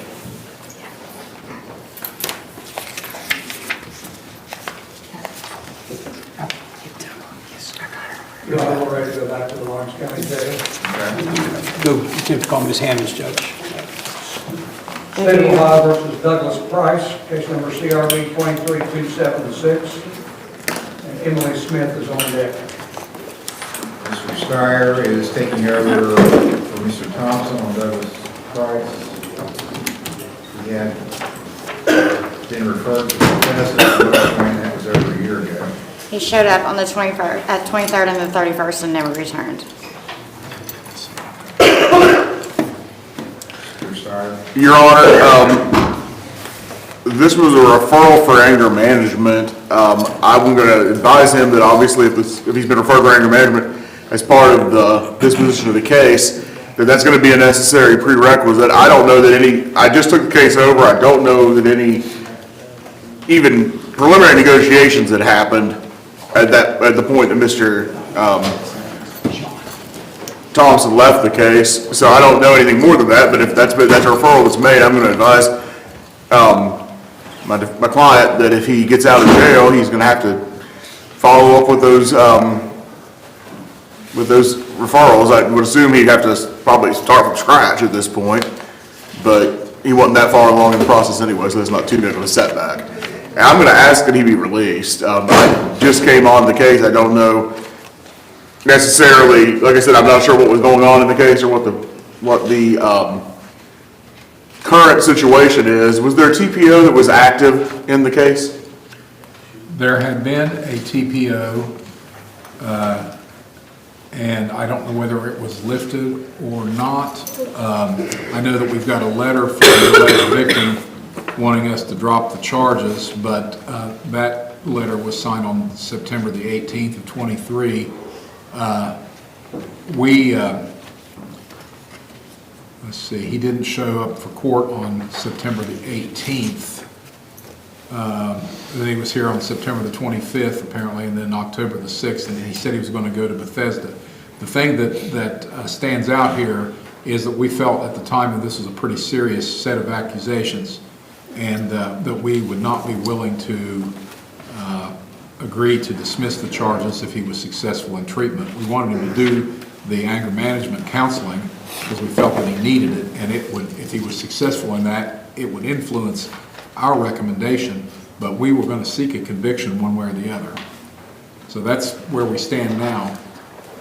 We would ask for a cash or surety bond.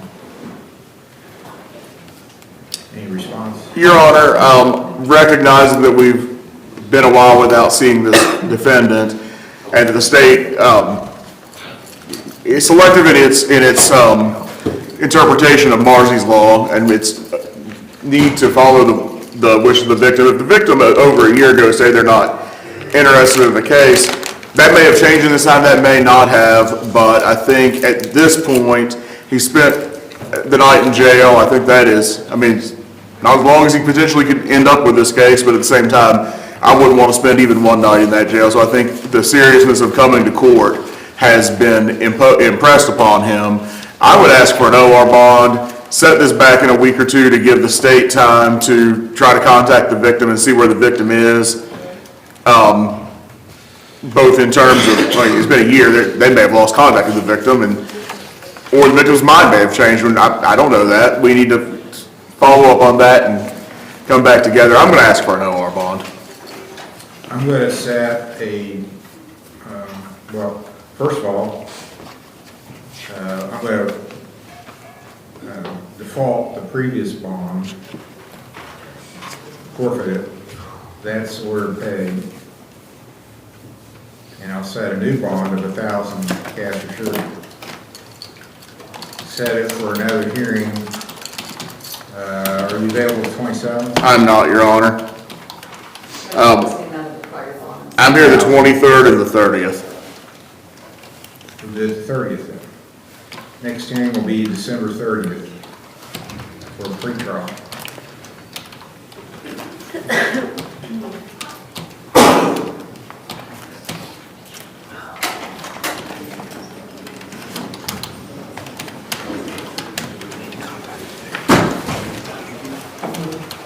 Thank you, Your Honor. Thank you.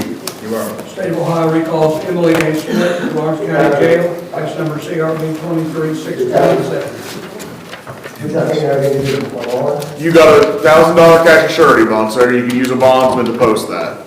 Or you can with $1,000 cash to post. And he has to pay the prior bond. And you have to pay the prior bond.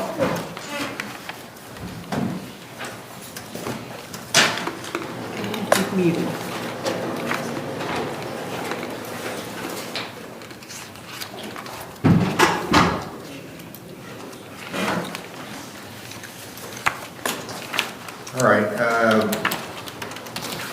city Tess, I think she'll be fine without a detox. Without detox, okay. But I will order her, he needs to get out of the chair and bring in Emily Smith.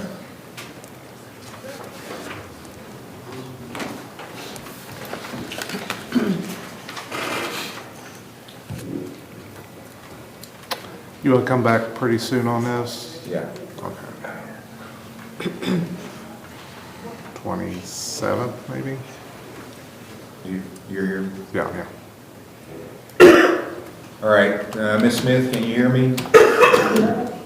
Okay, I'm going to order you released to amended reads with an ankle monitor, which probably isn't going to happen until Monday, as I understand it. I don't think they have a bed available till then. Yeah, they don't have a bed until Monday. And we probably can't get an ankle monitor today anyway. So, are you here Monday? I am here Monday. Let's just put her on the docket to make sure it happens then. So, you're probably gonna get a treatment on Monday. I've looked at what you tested for, methamphetamine. I don't think you're gonna overdose from that. So, you're good in the jail till Monday. I will go and speak to Mended Reeds, Your Honor, and make sure everything's So, situated. pre-trial for her December 23rd. See you Monday. We're finished at the jail. That finishes up at the jail.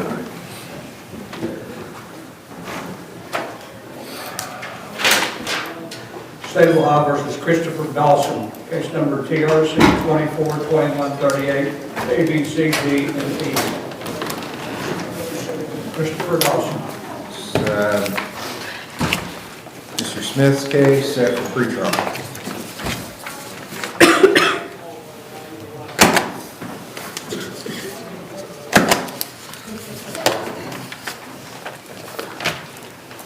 Your Honor, I'm not sure if Mr. Dawson is here. Well, he's He not. was my hired attorney, then I guess I was appointed, and so I did file a discovery request this morning, so that'll need to be answered, but more importantly, we need to get him here, so.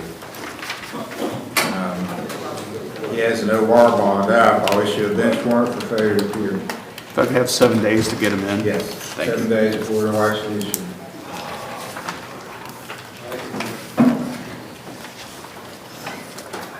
State of Ohio versus Joseph Caldillo, case number CRB 24-615, CRB 24-510.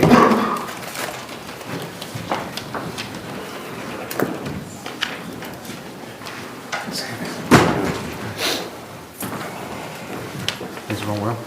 I've got 2 jobs now, so I'm Oh. 7 days a week, so I'm tired. That's the way to do it, man. I've got a kid on the way, so, Jump and drop in. When's a good day for you, Monday or Friday? Anything with the 13th, I got a baby appointment on the 13th. Anything Okay. with the 13th. Okay. Good report, Your Honor. We'll just continue. It's a good report. Probably any day but the 13th, but maybe go a month out. Okay. I'm trying to get you doing this. I mean, I don't care about this one.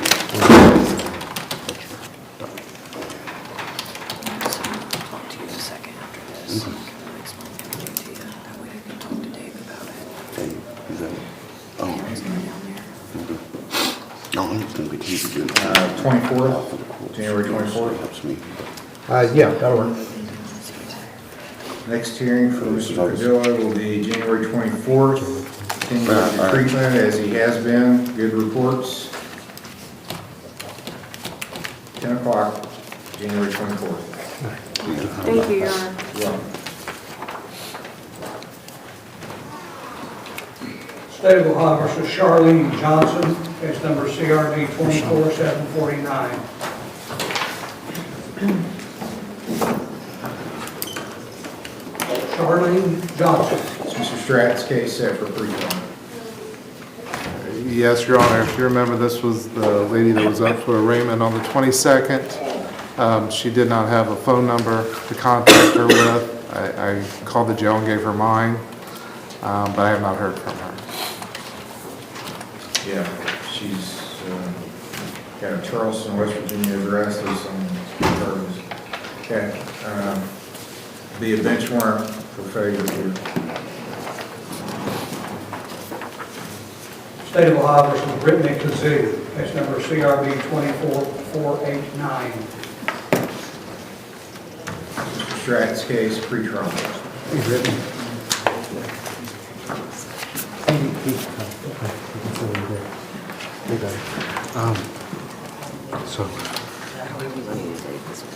Okay, all right, then we'll just reset it. We got to just call someone 930. That's what I need to do. You need that amount? Yeah. Okay.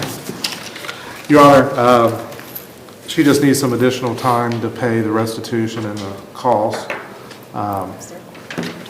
The other 930.47. 930.47. And the court costs are what? Be 125 is the standard cost. plus the time council. Looks like there's a $25 fee, there's a $6 sheriff's fee, so there's $31 on the cost. So 156. 156 for the cost. You want to set this towards the end of January? Okay. If we could do the end of January, maybe first part of February, allow our time to pay that. January 31st. Anything to pay? No, I mean. I'm sorry, Your Honor. What did you- January 31st? Yes. January 31st. Your Honor, is it to be dismissed upon payment of costs, and she doesn't need to be here? I didn't have that. No. No, it's going to be This is- reduced to a She has month. to pay restitution. We expected something to be paid by today. I mean, Oh, I'm sorry, I don't even have a note of restitution on It's in my my file. computer. It's just. $930.47 was the restitution. Yeah. It's just near the holiday, Your Honor, so just give it a little bit more time to do it. Is that to pay the court? Yes, the restitution to be paid. Around here.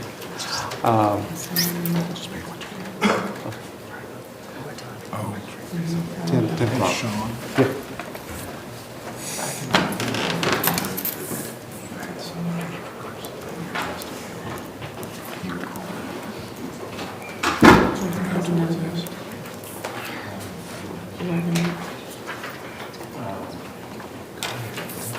Why don't you check on it? Let me ask her real quick. Sorry about that.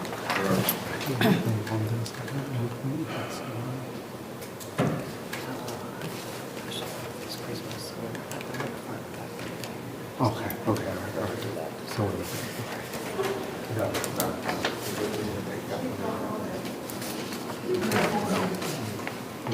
That's fine. January 31st. January 31st. All right, you're good. State of Ohio versus Jordan Wiley, case number CRB 24565. Pay it here.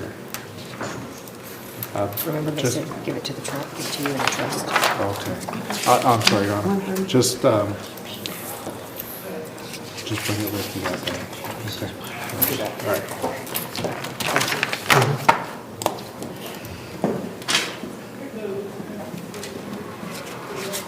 Hey. Correct.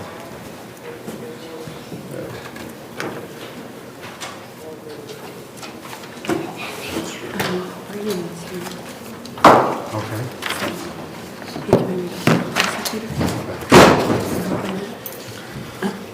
Did you get? I got the letter. Okay, I perfect. sent you a letter from Oasis. Judge, I sent you a letter from Oasis. I'm reading it now. I just finished reading the text. Yeah. Brandon, right? Yeah. Yeah, Brandon. He's here. Brandon Roberts. here? Yes. Can you come up here, please? Everything okay? No, I think claims here is really high risk. Just wanted to know what was happy. Yeah. When's the due date? Probably March 8th. It was April 5th, but they're going to come early. She's still in treatment. Of course, that's what we want to do. Yes. So we'll probably move to the date and make sure she finishes up the treatment.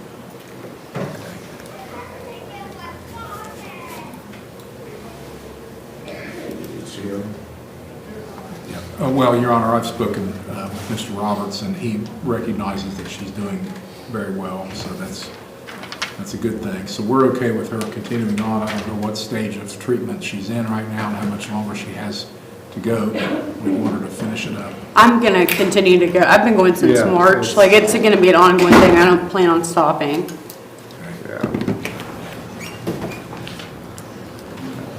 But, you know, Your Honor, just FYI, she's a high-risk pregnancy, and we're coming up to the...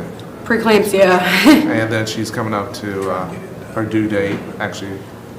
It's probably going to be like 37 weeks, so March 15th-ish.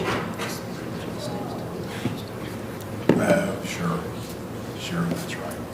They are in the middle of a divorce proceeding, and because she's expecting, it's not, the divorce isn't moving forward at this point. But we'd like to see them be successful in concluding whatever it is they want to conclude, in particular getting her through her pregnancy and keeping her healthy, and then seeing them through to the conclusion of their divorce. So we're okay to continue this. Your Honor, if she gets us another letter the next time, may she appear by video? As long as she's compliant, yes. So just going to go to see my, that mean just continue to do it. Just continue, Okay. and then... Where's she living now? I'm still living with Brandon's aunt. I have applied at some apartments, and I'm waiting to see if I'm approved. So is that in Chesapeake or where? I applied in Applewood, the Applewood Apartments, but I'm living in Barbersville, and I plan on staying there until I can find a place. Mr. Hill, anything further from you? I'm No, sorry. Your Honor. We just need a time waiver for the continuance. Yes.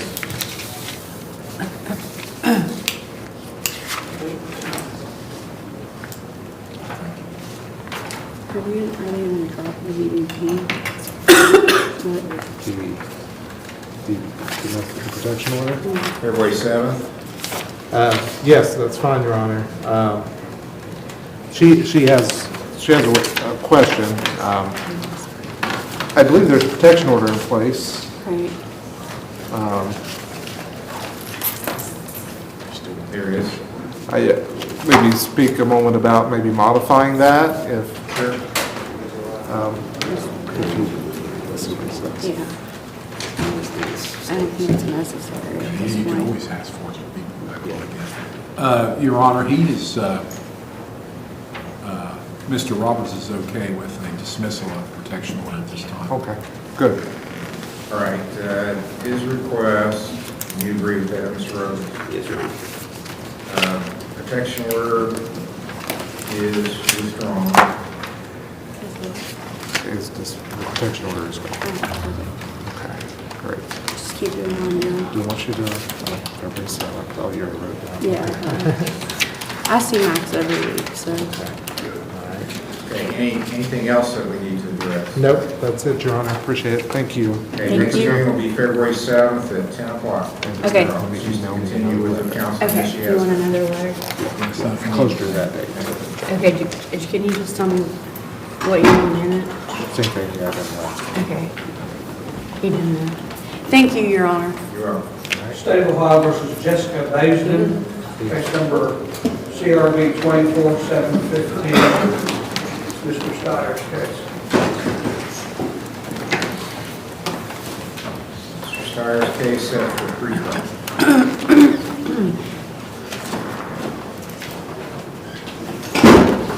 Your Honor, this case is one where there's been a protective order issued. I wasn't here the day of arraignment on this one. I think it would have been arraigned on either day I wasn't here or just the day that court wasn't in session normally. I've spoken to Ms. Baisden. I already had gotten discovery that included some videos. I was able to give her the written discovery through email, but the videos I had to give her physical copies. She just got those today. We're going to need a little bit more time to develop the discovery. In the meantime, the alleged victim is here. I've spoken to him today, and I think he may want to talk to the prosecutor. Is John Basin here? Can you come up and talk to the prosecutor, please?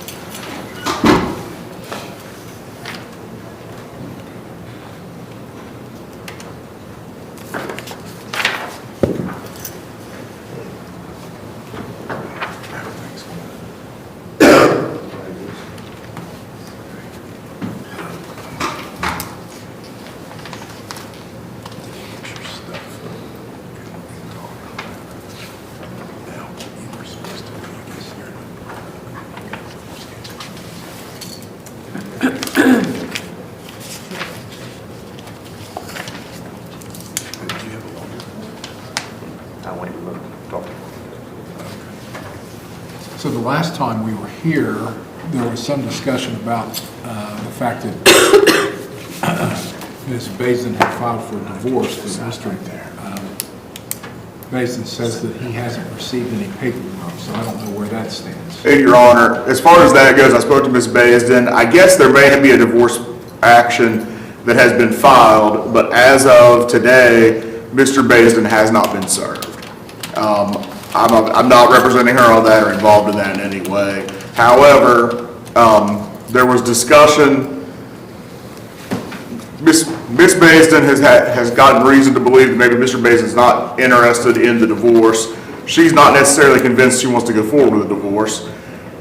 No decision has been made, but to facilitate that, I discussed with Mr. Baisden. He indicated he would be willing to ask that the protective order be withdrawn, would allow them to communicate. I'm not asking for anything in terms of a commitment that the case is going to be dismissed or put on a 90-day contingency or anything of that nature at this point. I just want to get another date back to have a chance to take a better look at discovery.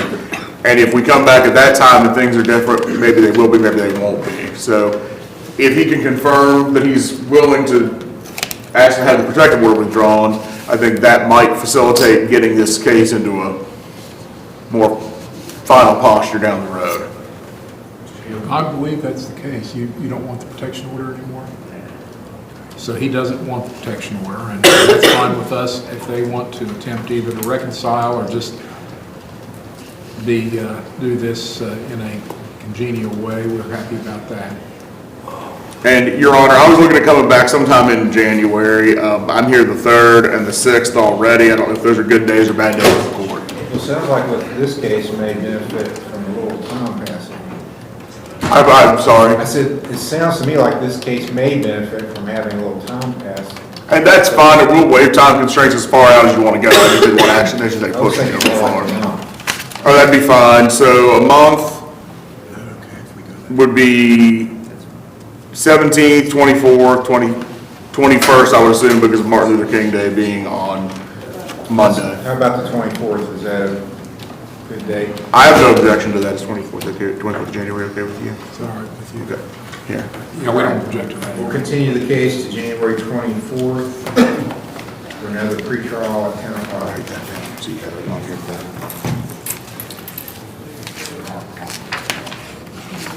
10 o'clock.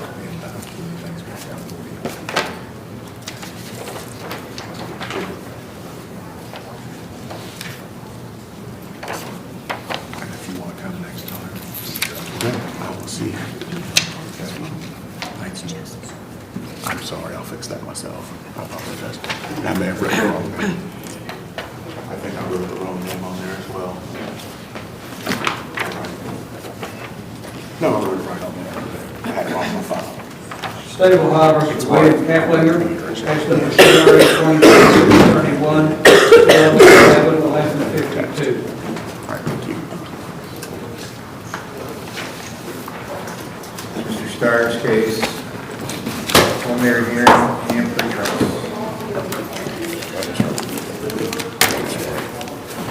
Your Honor, Mr. Kaplinger has given me a letter from OVP.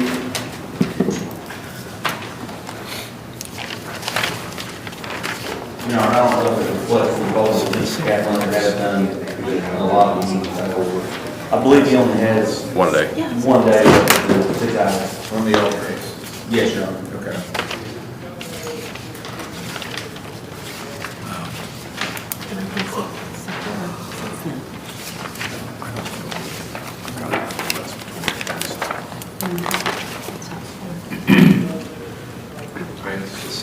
He has been undergoing treatment at OVP, and I got a letter to that effect from them. He, like, as was just said, I think he's made some progress toward his commitments on the old case. I believe, like I said, I believe he has a day of community service left to do. I'm not sure, there was some money owed too, if he made any payments. I'm gonna work off some of the fine. Okay, he can work, and he can work at least some of that off through community service, and he's only 1 day away, he's probably gonna be able to get that done too, and maybe show some more progress when we're back here. I'm gonna leave it to the court, what kind of a time frame you wanna come back on. Any input from the state? No, we're willing to allow continuance in order for him to continue in his treatment. Okay. Need a time waiver. Well, we'll waive time, of course, Your Honor.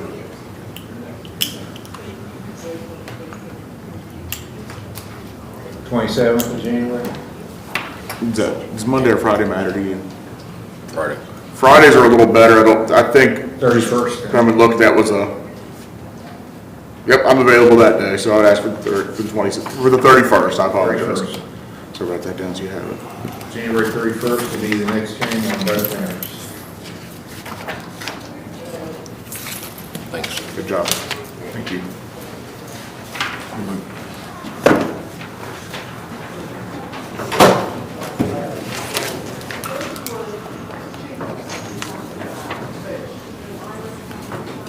State of Ohio versus Kayla Harris, case number TRD 21-1692, CRB 21-209.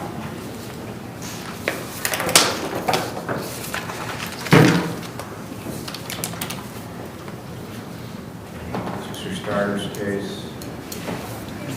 Can you sign her name here? Your Honor, I've spoken to Ms. Harris. This is an old driving, I'm not sure if it's a suspension or without license, but she doesn't have a license. I've spoken to her. She believes she can get her license.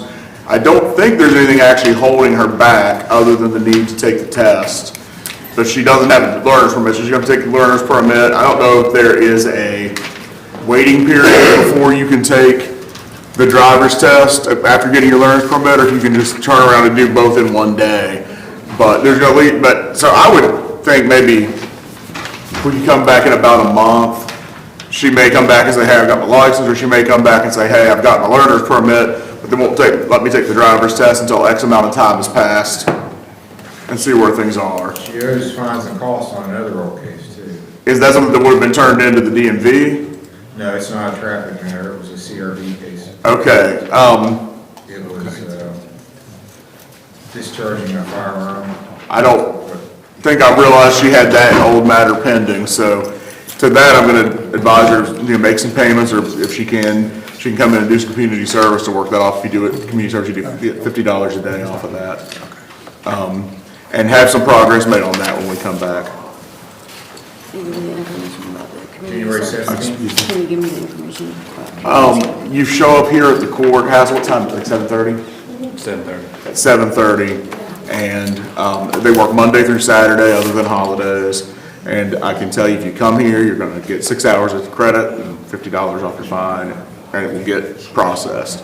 I'd say that, but people say, well, can I do it somewhere else? And yes, you can, but you don't always get credit. And if you show up, this guy's always gonna give you credit. If it's not in the computer, go walk in the courtroom, like you said a minute ago, and say, hey, just let you know, we've just been more done. And it's 6 hours each time I come. No, I'll walk out and speak to her. He'll talk to you. January 17th? I think I have a trial on the 17th, Your Honor. Let me make certain of that. I currently have a jury trial set that day. I do have a couple things on this docket. I don't know for sure that jury trial is going to happen, but I'd rather not add to that docket. I'll be here the 24th, Your Honor. January 24th. So January 24th, 10 a.m.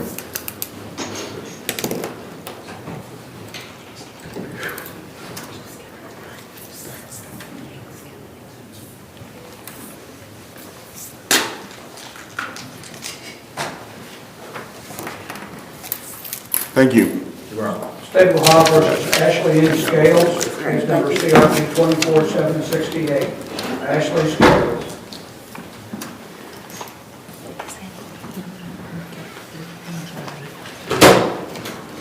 Your Honor, Ms. Scales is here.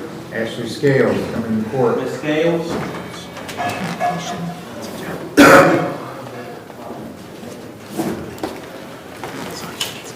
Your Honor, this matter is one where Ms. Scales contacted me this week and informed me that she was intending to move to Oklahoma. When I came in to speak to Mr. Hill, he had gotten that same information, I guess, from the alleged victim. So what we've discussed and what we're going to propose to the court is a 90-day continuance with dismissal if there are no further problems. Now, the victim would like to leave the protective order in place during the 90 days, and ordinarily that requires attendance from the defendant.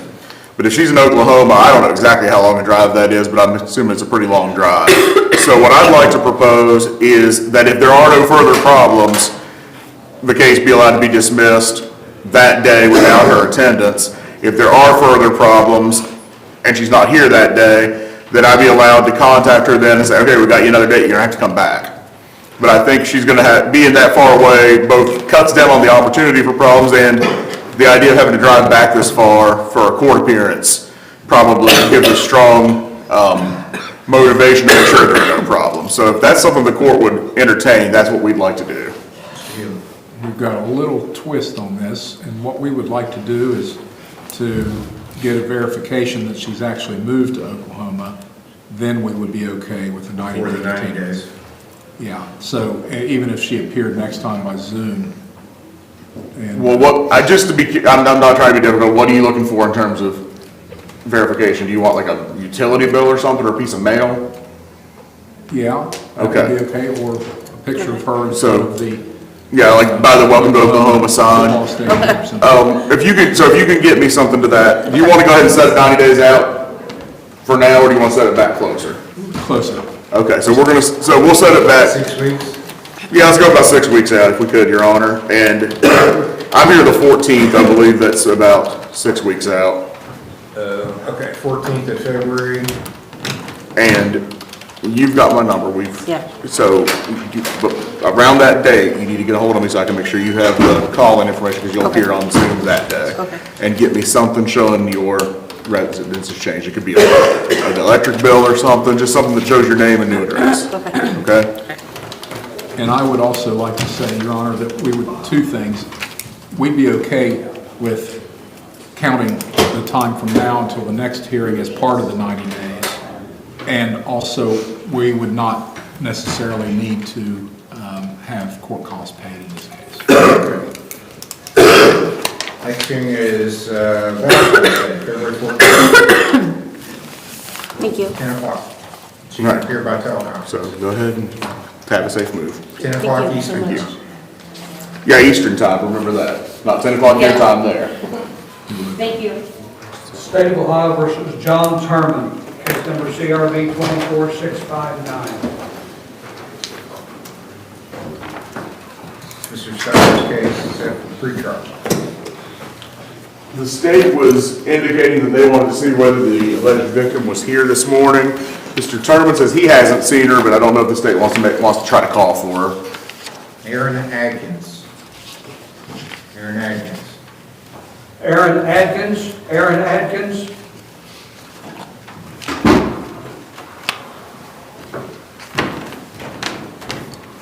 Aaron Atkins? No answer, Your Honor. Actually, we had contact with her this week. Just, You told me you wanted to see if she was here. I don't remember saying that, I'm sorry. Oh, yeah. So Okay. All right, so we're gonna have to contact her, and I'll have Missy call her if we can recall. Okay. I think we're going to need to recall this matter, Your Honor. Case will be recalled later in the docket. So she's in. Yeah, in 10 days, we'll get suspended. State of Ohio versus Amber Smith, case number CRA 24773, CRB 24774, CRB 22430.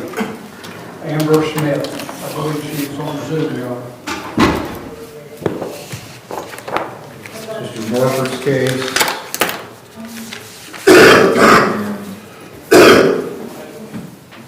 She was going to go to, my notes were recovery point. I've received a letter of acceptance, Your Honor. Okay. Would you like it for the court?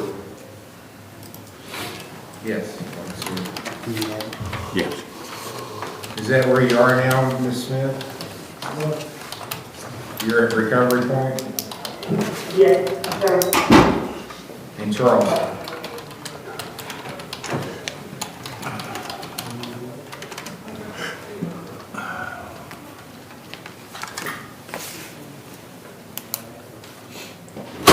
Well, this is just a letter of acceptance, so it looks like she was accepted. Is this our copy to keep, or you want it back, Mr. Morford? That's yours, Judge. Okay.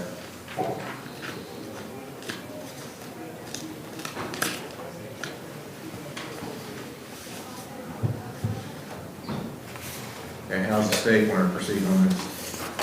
We're okay to continue it on. She previously pled guilty to a couple theft charges, and she's got the possession charge pending, and we'd like to see her be successful so we can actually dismiss the felony charge. So we're okay to have her continue on if they're willing to waive time. Did you hear that, Ms. Smith? I do, sir. I'm here to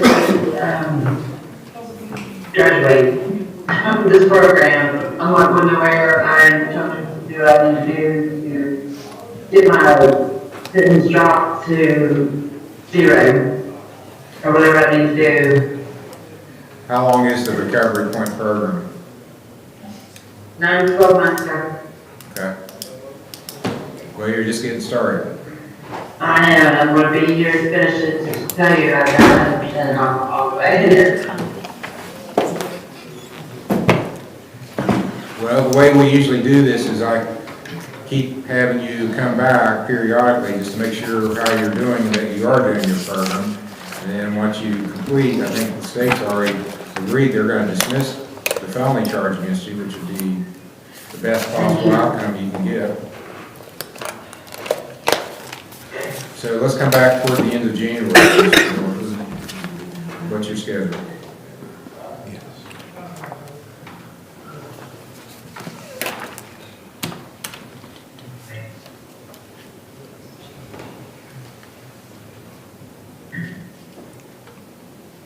The 20th or That's a holiday. 24th? 24th is fine. All right, Ms. Smith, your next hearing is going to be January 24th. You can appear by teleconference just like you are today, as long as you're still in treatment. If you leave treatment, then you've got to be here in person. What time, sir? 10 o'clock. 10 o'clock. 10 o'clock.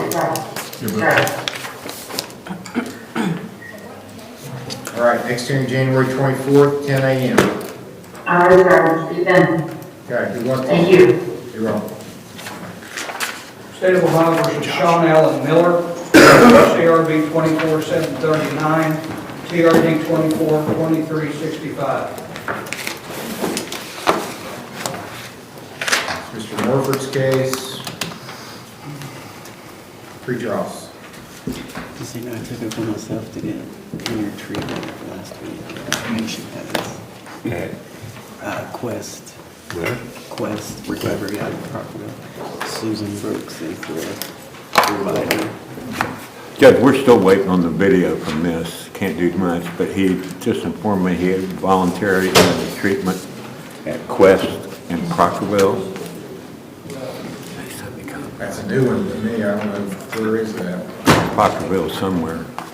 It's outpatient. Susan Brooks is the provider. Where's it located in Proctorville? It's through telehealth is all I don't do it personally. It's through my phone. She's out of Proctorville though. Okay. I can get some more information for you.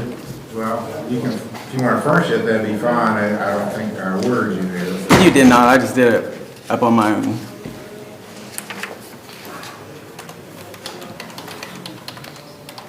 How's the state want to go forward on this? Well, we're okay with him going to treatment, and that obviously is a sign that he feels that he needs it, which is a good thing. The charge is a theft from Walmart, and if he were to be found guilty, and I understand Mr. Morford wants to see the video, our records indicate that we sent it, but we can give him another copy. And of course, Mr. Miller, I'm sure, wants to see that evidence as well, so we're okay to continue it and let them see the evidence. And Mr. Morford can get with Ms. Dufour to make sure that he receives the video. Will do.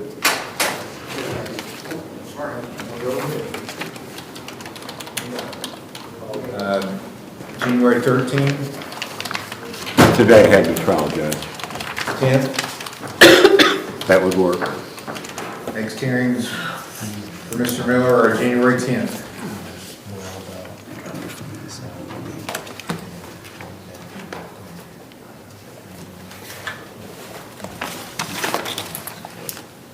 That's fine.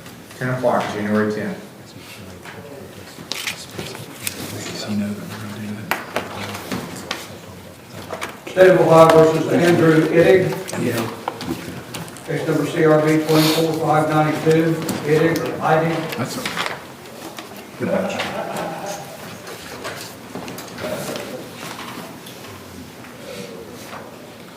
My notes were this was a case that would be dismissed if the costs were paid and no appearance required, and the costs had been paid. If there's no further problems.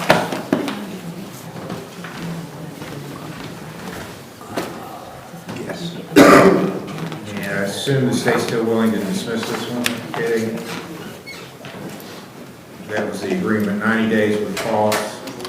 Costs have been paid, no appearance required. Yes, Your Honor. Be dismissed.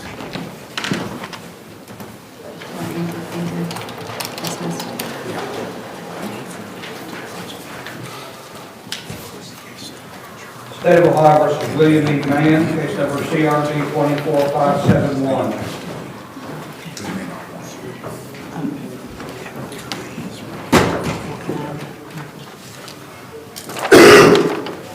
My notes on this one were also 90 days with court costs, and the court costs have been paid. State's still willing to dismiss. Who is this, Your Honor? I'm sorry. William Mann.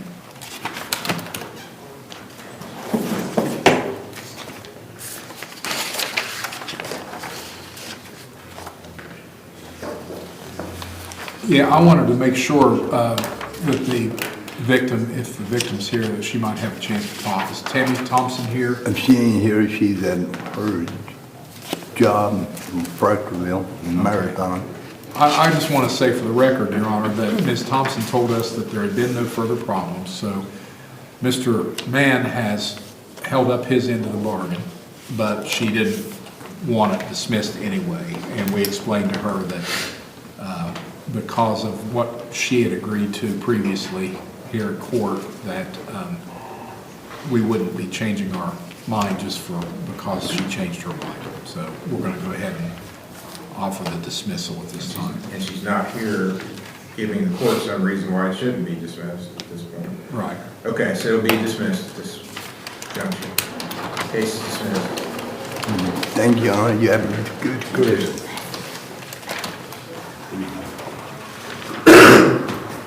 State of Ohio versus Christopher Weinmiller, case number CRB 24728, A and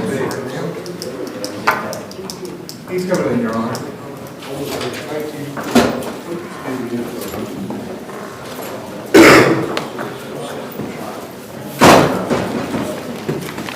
This is Mr. Stratton's case. It was on the trial like that, so I understand something has been worked out, or?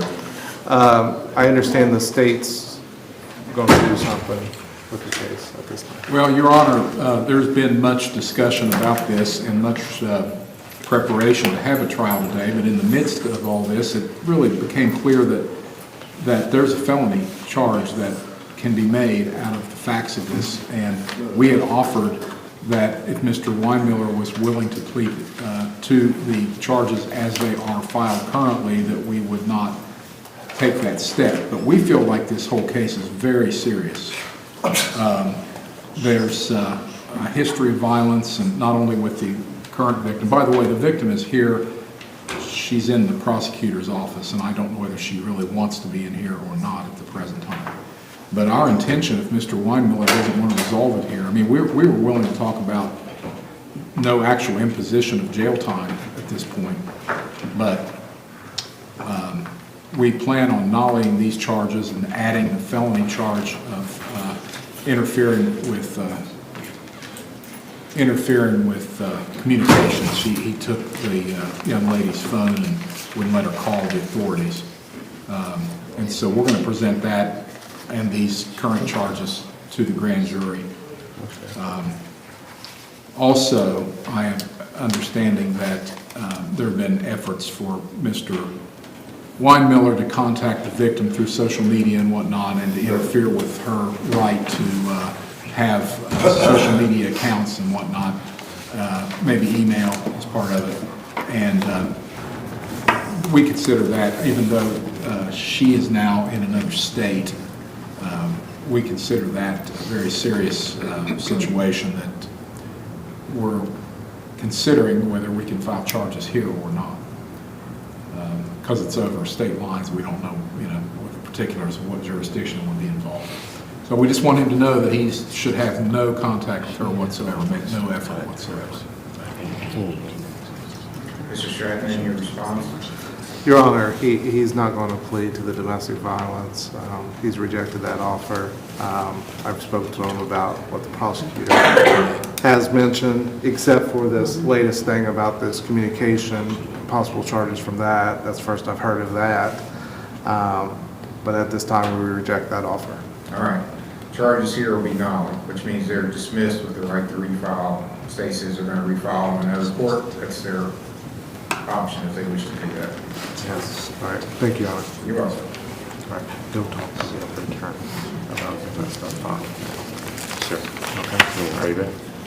Let me know. State of Ohio versus Barbara E. Greenhouse, case number CRA 24561. Regardless, Mr. Scott's case, he's supposed to be on Zoom. Looks like he is. And Mr. Scott is appearing by teleconference, I believe. That's correct, Your Honor. I am here. May I approach you? Ms. Greenhouse, F5 drug case. This is her third recovery to court. This began back in August. She's about 4 months into treatment. Yes, she's at Bethesda. May I approach? Yeah. That's correct. Thank you.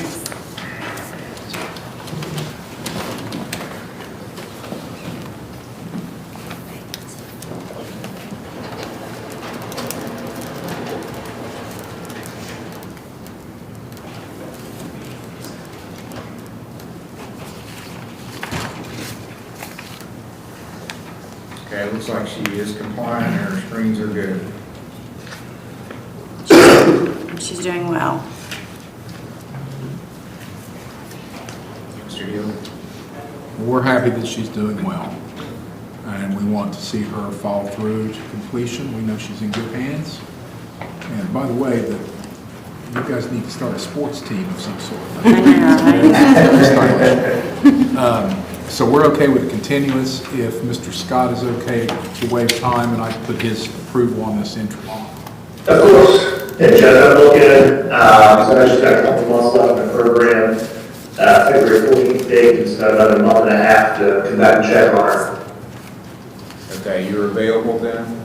I am, Your Honor. I'll be in person. All right, we'll set it for February 14th for the next hearing.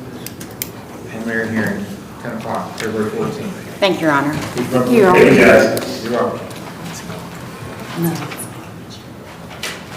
State of Ohio versus Brian Marksberry, case number CRA 24780. Your Honor, he has been picked up on board.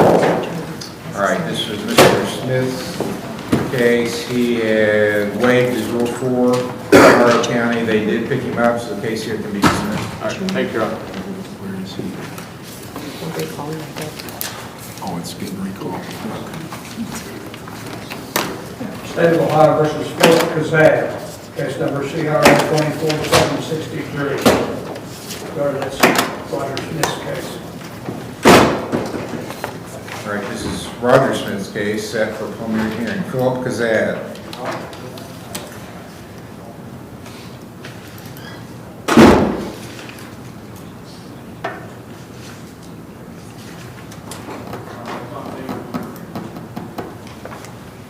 Your Honor, can this case be recalled? Yes. Mr. Smith is on a Zoom meeting. All right, this case will be recalled later in the docket.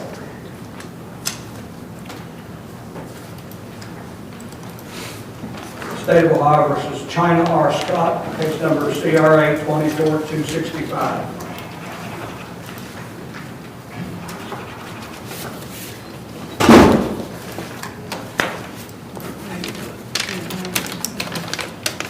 Mr. Morford's case, preliminary hearing.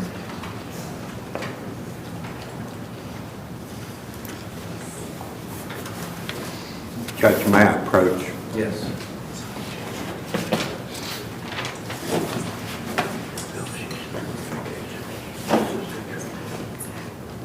Okay. Oh, this is in West Virginia.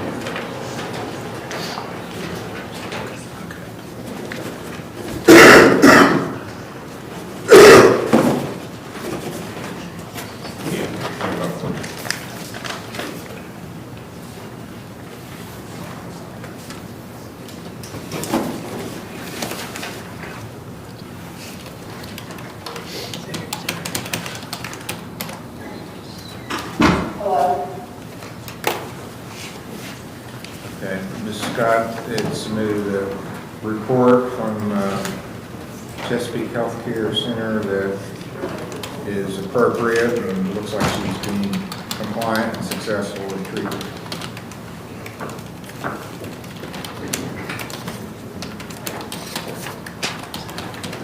She started in July. So we can go into February for our next hearing. Sure, Judge. I think I'm available any day to pick in February. Okay. Just don't make a lot out of me. Let's do the 10th, February 10th.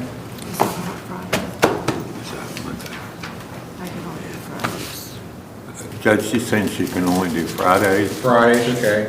The 7th then, February 7th. I'm free. In fact, I mean, she can do it by teleconference. You're coming from, is that roughly Charleston area, right? Okay. As long as you're being compliant, if you want to appear like the other folks do by teleconference, you can do it that way. Okay, how do I do that? Do you have a laptop or a smartphone? Okay. Okay. See Mr. Major, the probation officer, and get the login. You can get the login information, log in, and appear by teleconference. Okay, thank you. Thank you, Judge. You're welcome.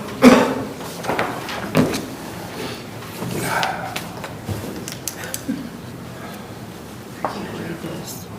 You said this. You said this 7. The 7th, February 7th. I can't read this. That's a Friday. Thank you.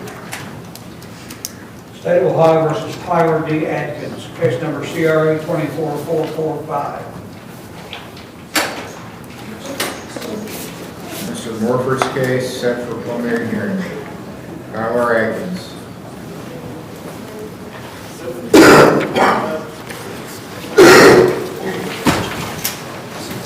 May I approach, Your Honor? Yes.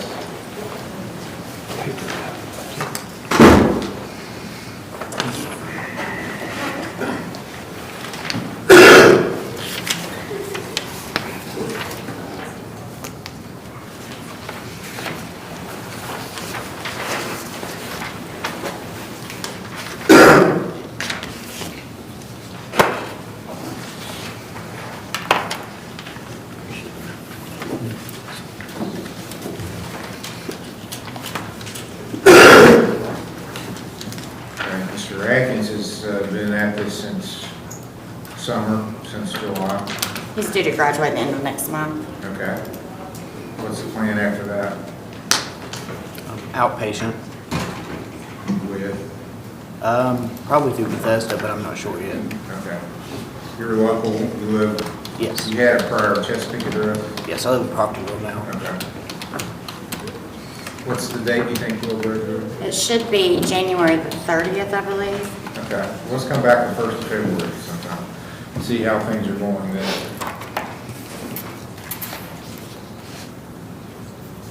Try that 10th date again, or February 10th? February 10th. I'm good. All right, next hearing, February 10. You're doing well, Mr. Atkins. Thank you. Thank you, Your Honor.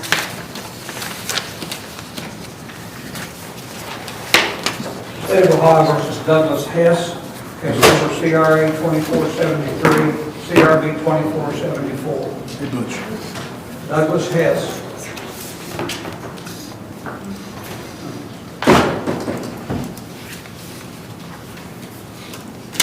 Okay, we're looking for records from outpatient treatment and park work, Mr. Hess.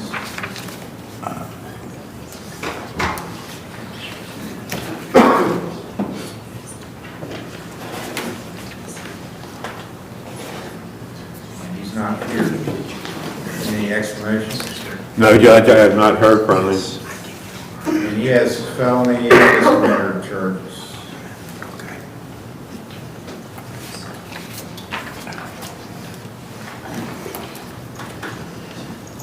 It's an F5 possession, methamphetamine is the felony, possession charge. Theft offense, also Walmart theft offense. My records indicate that he pled guilty to the theft offense, and we would be awaiting his sentence on that. Let's see, he may have a bond though, let's see if he does.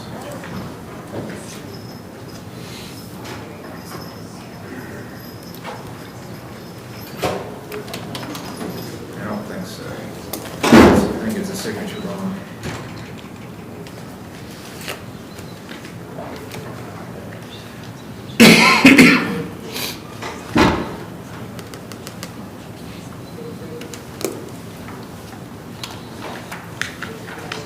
Yeah, it looks like it was,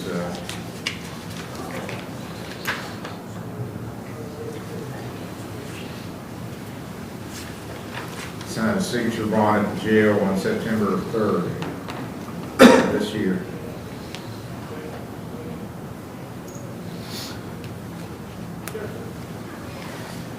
So, I guess the question is if the state wants to warrant from this court or send it to the grand jury. Your Honor, he completed the program at Shawnee in November, and then he wanted to go to Parkersburg, but Shawnee said that he shouldn't, that was against their advice, but he went ahead and said he was going to go to Parkersburg. I guess the fact that he's already pled guilty on the theft charge, and so he's potentially facing some punishment for that in this court, we would ask for a warrant from this court. Okay, warrants will be issued from this court for failure to appear Thank you. on both matters. So it should be one on the felony, so it will apply in West Virginia if that's where you actually want.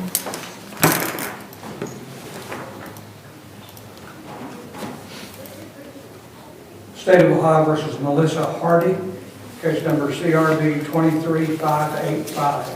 Melissa Hardy. This is an expungement, Your Honor.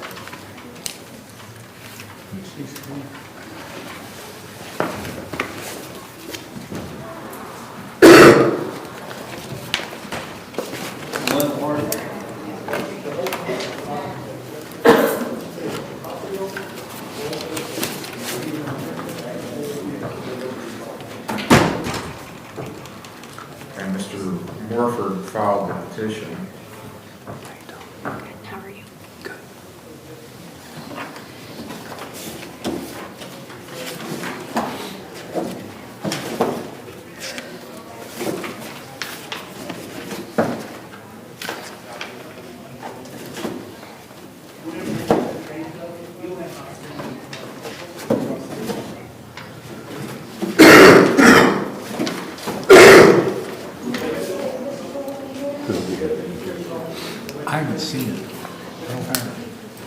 Is it a conviction or it's a conviction? What was the charge? Okay.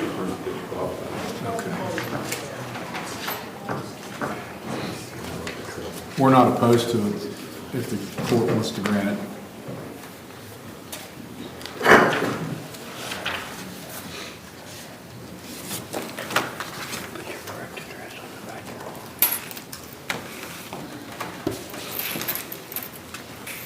So it looks to me like it would be the 5th box down, sealing of official records after a not guilty finding, dismissal proceedings, grand jury no bill, or a pardon.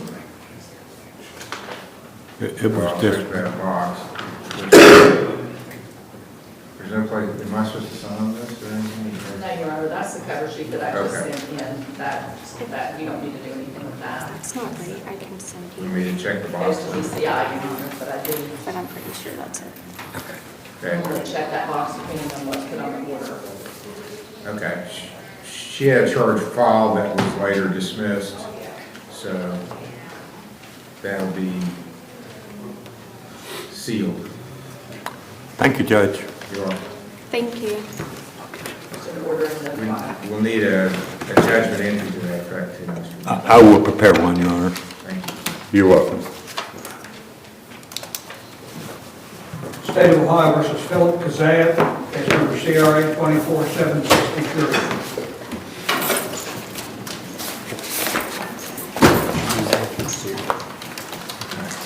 It's Mr. Roger Smith's case, preliminary hearing.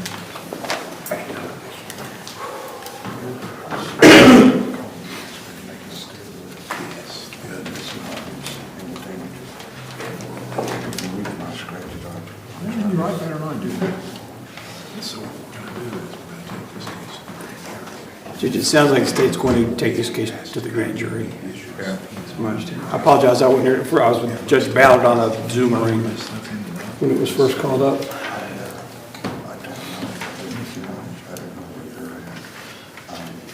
I don't know if he's got a bond, cash surety bond or just an OR bond. OR bond. Okay. I'm assuming I'll just acknowledge that to the grand jury then.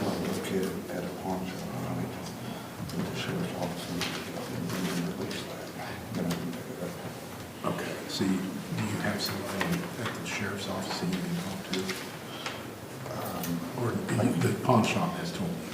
Yes. Okay. Now, did he not appear, is that the? He's not here, he did not. So what we're going to do is we're going to dismiss the case here and send it over to the grand jury. And they'll be in contact with you. I think what you need to do is take this, you know who the deputy was in the contact him with this as well, and this will get put with the other charge when it goes to the grand jury. Okay, so keep that. So we're going to nollie this to the grand jury. Right, the defendant has failed to appear today. He has a signature bond. He has not appeared for his preliminary hearing state. Is electing to nollie it to the grand jury for presentment. So case will be nollied to the grand jury, and sir, they should get in touch with you if they need you to testify. Thank you, Judge. You're welcome. State of Ohio recalls Leslie A. Hammond, case number CRD 24777. Hammond is appearing by teleconference.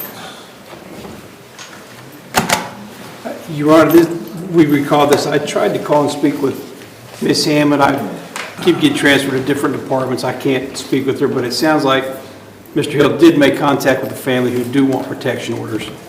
So that's not an option to go to her sister's on Monday. The plan was to briefly have her go to her sister's, then transition to her own residence. I would ask that she be allowed to be released when they deem it medically appropriate and to go to her own residence. So she has a job, a car, she's not living with her family. Mr. Hill. May I speak, sir? Hang on just a second, let's see what the prosecutor says. We're going to be concerned about her just being released on her own because That's what the doctor says, I mean. Well, I know, but we have some information that she's pretty good at manipulating, and that the family feels like that she still has issues. Now, obviously, she's under the care of medical professionals, so whatever they do, they're gonna do, but the family wants protection orders. So, Don't oppose that, but she's been in medical care for 2 weeks. I'm I assuming they know. I get that, and I understand that, but apparently this has a long history that those people aren't as familiar with. Well, she,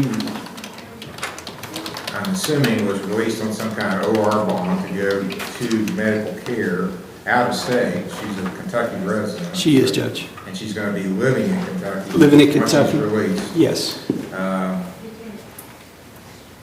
So and when you talk about family, we're just talking about the complaining party. That's the only person I can issue a protection order involving, so.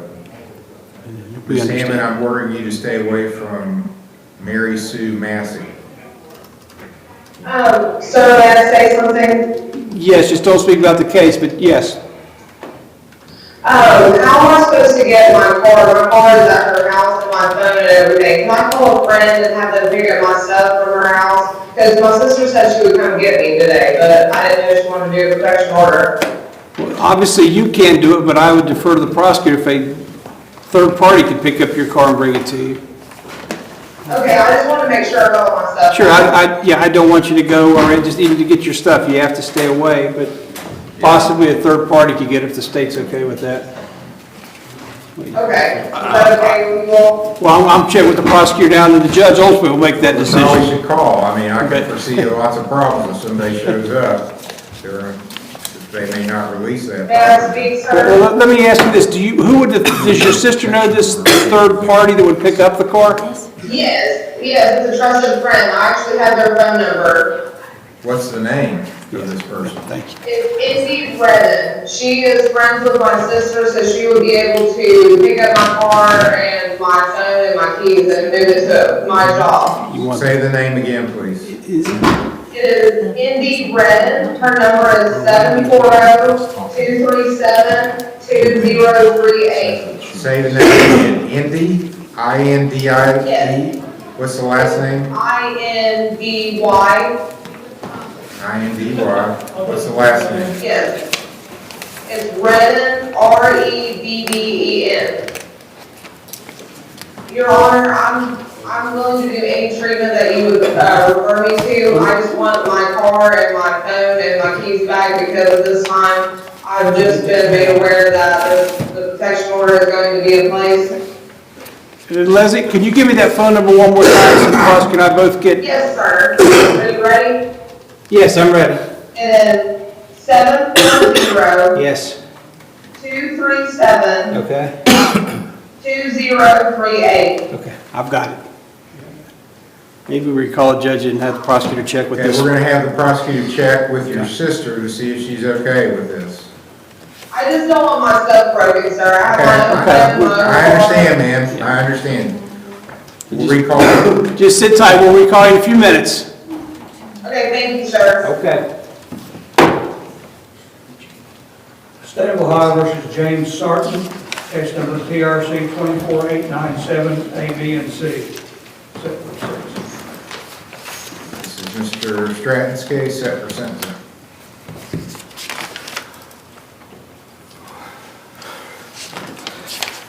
Your Honor, you should have a letter from Mark.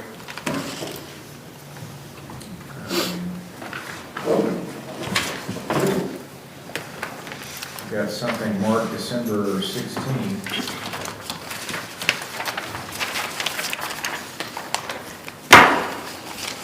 It's not really a letter.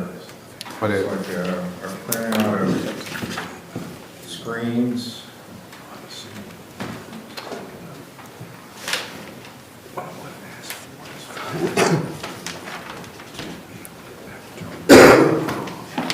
Remember, they may have emailed some, it seems like I've been getting emails on that case for some reason. I don't know why. There may have been something that's on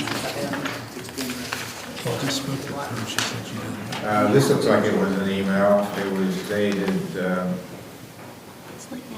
it looks like it's your handwriting, it says December 16th. You want me to check and see if he's coming today? 4 days ago, it's probably not. He's been compliant. His 1115 letter was good, which you should have in there. Sounds like he's been compliant with that. It sounds like they sent it in a different format than they usually do. I have no idea. They usually, I think I'm actually behind 2 Well, hours. it looks similar to the one that I got previously. okay. Yeah, on November, well, I don't know, now that I look at it, I think it's the same report. It's got the same dates on it. November, these are all November dates. Yeah, November 9th. Yeah, I've got 2 copies of the same thing, and it talks about a screening and negative results, but it's November 9th. That would have been for the November 15th hearing. Okay, let's have him do a screen here today. Okay. All right, no problem. Go do a screen.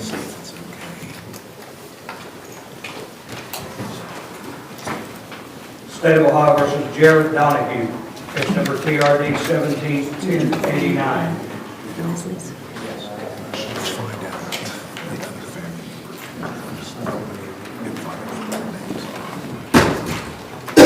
Seth, I'm sending him today.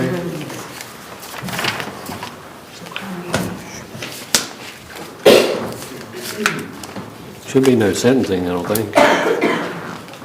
Well, that's what I put it on the docket as when you have a bond posted. You have a bond posted now, Yeah. so I put it as sentencing. So I know, it gives me a heads up that there's a bond. You made a payment on the 16th of $200.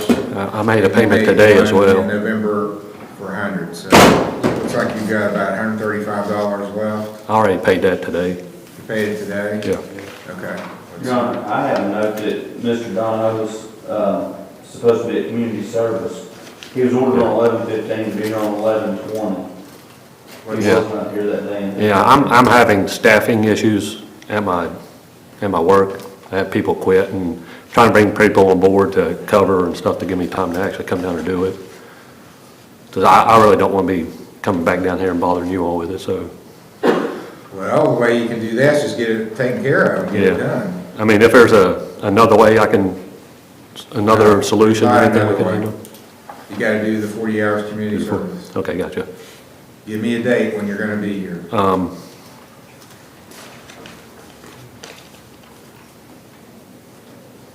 It'll be January 8th.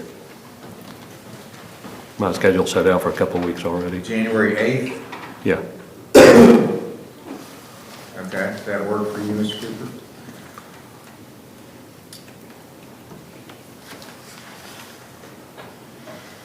Okay, I'll continue this to February the 10th, since you paid your fines. If you get your community service done, you don't have to be here. February the 10th, 10 o'clock for sentencing. All right, thank you. You're welcome. State of Ohio versus Jerry G. Morrison, on recall, case number CRB 2453, A, B, and C. Okay, we're getting a report for Mr. Morrison from ODP. Yeah, so they informed me, Your Honor, that he is still in services down there and he is compliant with treatment. Okay. So he's not finished up yet. No, not yet. Well, let's go a couple months out then.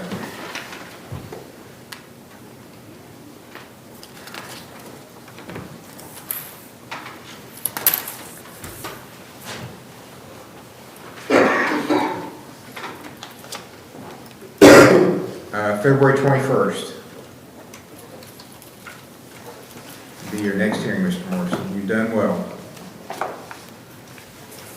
Able to finish you up now. February 21st. your next Oh, you did, okay, all right. Thank you, Your Honor. You're welcome. Your Honor, we've got 2 people back in holding cells, and then we have Wesley Keenan. I don't know if we're ready for that yet or not. And we have John Herman, and I'm not sure if we're ready for that or not. We're ready for termination. State of Ohio versus John Terman, case number CRB 24659. Mr. Steyer's case, set for pre-trial. Your Honor, based on pre-trial negotiations, I believe the state is willing to make a motion to amend the charge to an M4 disorderly conduct. In exchange for that amendment, Mr. Terman would plead guilty to that amended charge, and we would make a joint recommendation of 30 days in jail, all suspended, with continuance of the order to stay away from the victim. To be an M4, right? M4, not M1. M4 disorderly conduct, not M4 domestic violence. 29-17-11. I don't know off the top of my head, I apologize. Okay. All right, Mr. Terman, do you agree with what your attorney has represented in court? Yes, Your Honor. You have a right to make a statement if you want to before things are finalized and there's a sentence on the board. Do you want to say anything? No, Your Honor. Okay, so part of this will be a no contact order? Yes, Your Honor, the no contact order will remain in place. Okay, there'll be a no contact order with Aaron Atkins, E-R-I-N, Atkins.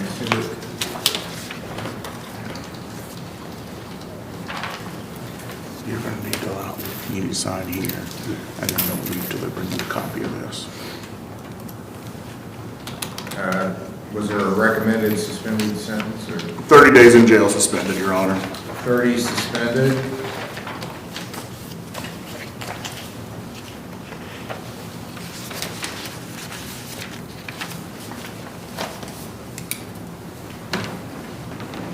And there's no fine or community service recommended in this, Your Honor. Our main concern is to extend the no contact order.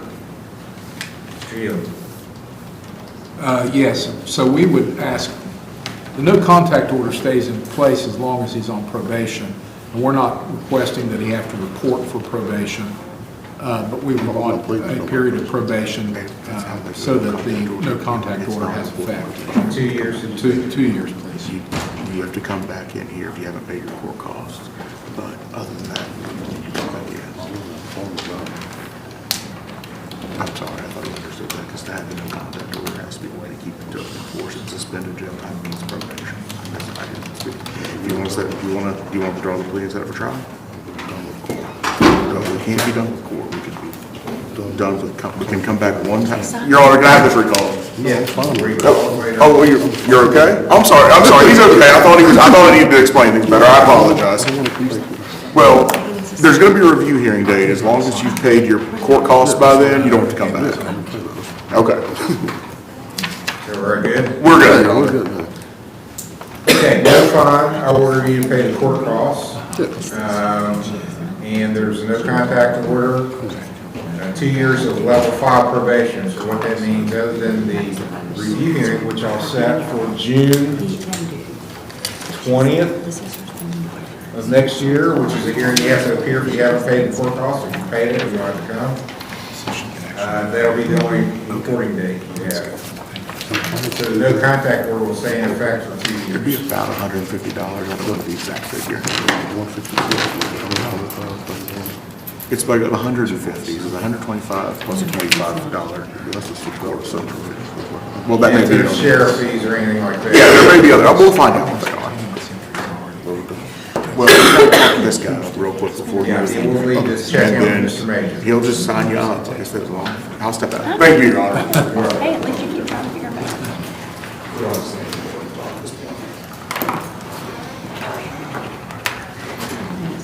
State of Ohio versus James DeMint, case number CRA 24786, CRB 24787 A and B, CRB 24635.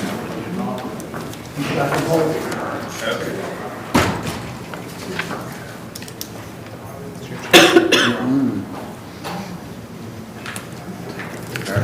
If you want to publish this to Mr. Hill. Field and Mr. Tarvin, and let Mr. Dement see it too. Mr. Dement's got a new charge, it looks like. And Tyler Smith, well, Tyler Smith's been returned, right? Thank you. I'm off the internet. I buy directly. They got good glasses. It's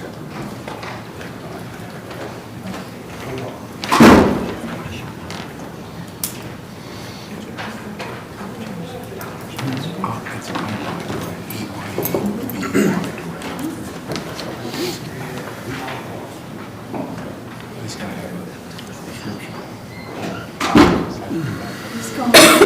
Kyle's not here, Your Honor. Okay, well, there's new charges I'm going to arraign you on, Mr. Dement, and I think you know, but we got to go over them again. You have the right to remain silent, you don't have to say anything. You have the right to have an attorney, to have one appointed if you can't afford one, to have bail, make the state prove these charges without. You understand those things? The new charges are 21,786 and, not 20, 24. 24,786, 24,787, A and B. The most serious charge is 24,786, failure to comply with order or signal of a police officer.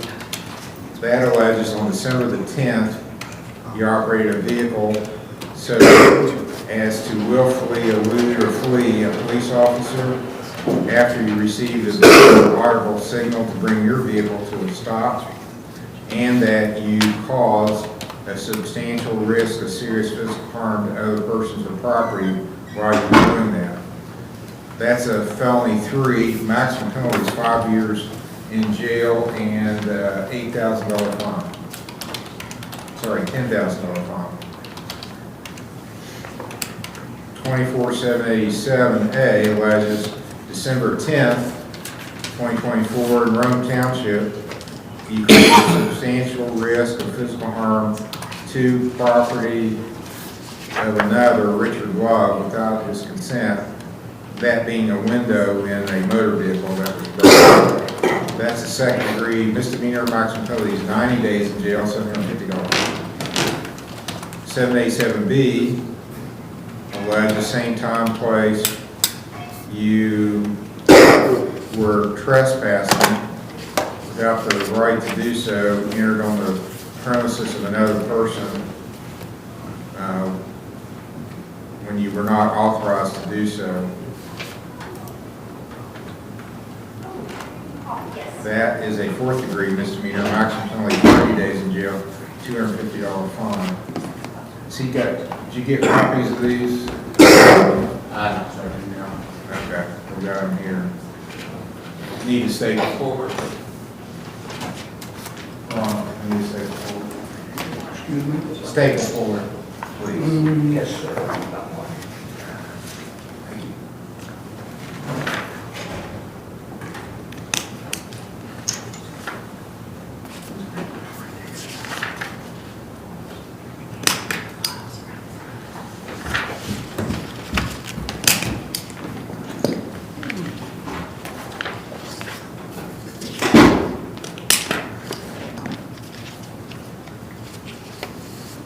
Okay, so you're being served a copy of those charges I just went over with you right now.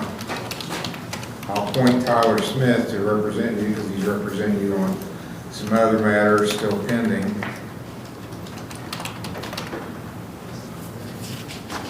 What's the state's position on bond for Mr. Dement? State would request a $20,000 cash assurance bond. Okay, I'll set the bond at $20,000. Is that a bond you think you can post?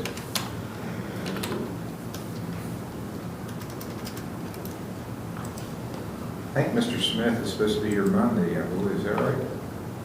I don't know, I know he left today. I can check real quick, Judge. Okay. I'll step out and call him. All right, for now, I'm going to put it on the docket for Monday, the 23rd. I may change that depending on his availability. But not with the idea that we'll have a preliminary on Monday.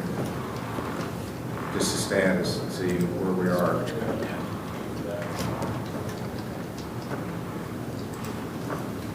All right, December 23rd will be the next hearing. I will look to get you back in treatment again, but you keep messing up, so it makes it harder and harder to get you out. Okay, December 23rd, Monday. Thank you, Your Honor. You're welcome.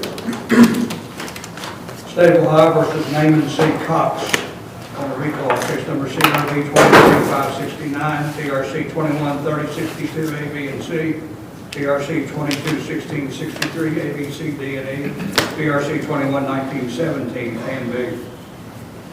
It's also that can hold. Yeah.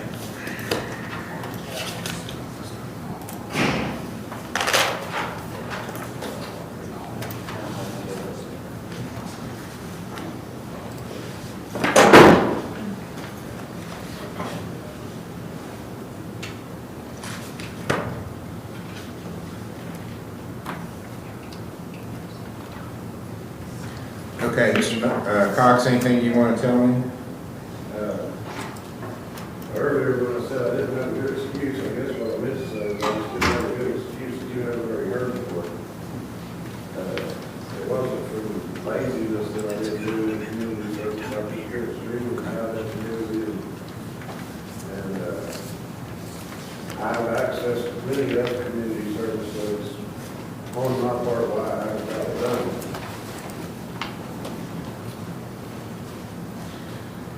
Well, this needs to be done. You've got an OVI conviction from 2022 that you haven't done community service on. I mean, we're coming up on 3 years on that. Yeah. May 26, 2023 was when the judgment entry went on. Sentenced you to 60 hours of community service. And that has not been done. Altogether, I believe I got more than that, I need to be completed, where I've got the more than one different,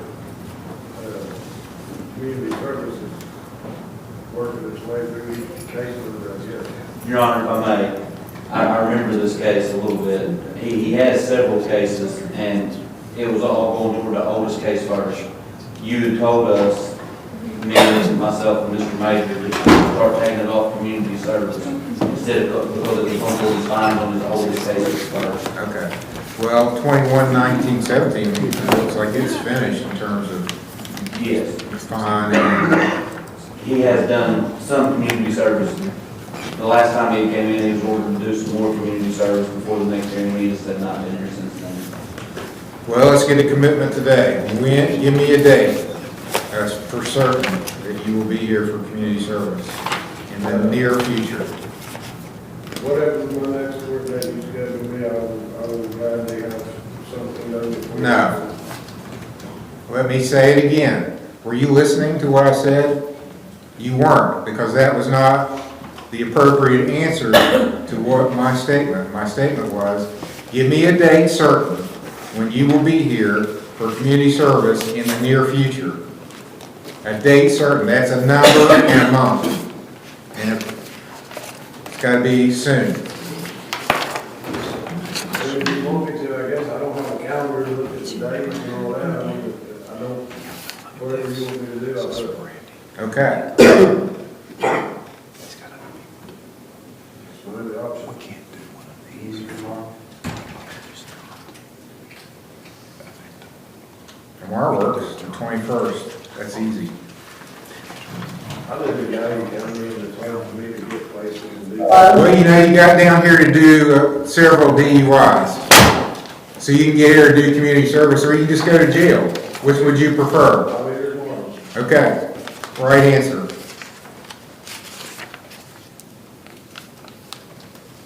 For some people, it's inconvenient to do the right thing. But if there's a party or something going on that they really want to get to, man, they'll find a way to get there. Okay, if you're not here tomorrow, I suggest you move out of state, because I'm going to lock you up now. You understand me? Yes. Okay, so be here, no excuses. Your next hearing will be January 17th. That's your next review hearing. 9 o'clock. Be here tomorrow.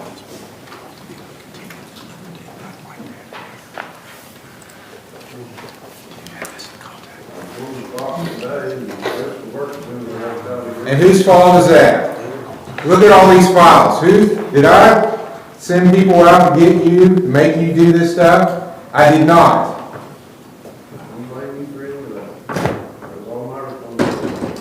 Okay, start taking responsibility. Get it done, and you can quit coming to these hearings. You did the crime, you gotta take care of it.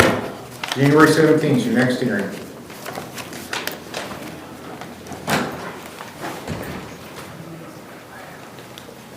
Your Honor, we have Leslie A. Hammond on a recall. I'm not sure if they've made their contacts or all that yet. Okay, looks like we're ready to do it. State of Ohio recalls Leslie A. Hammond, case number CRB 24777.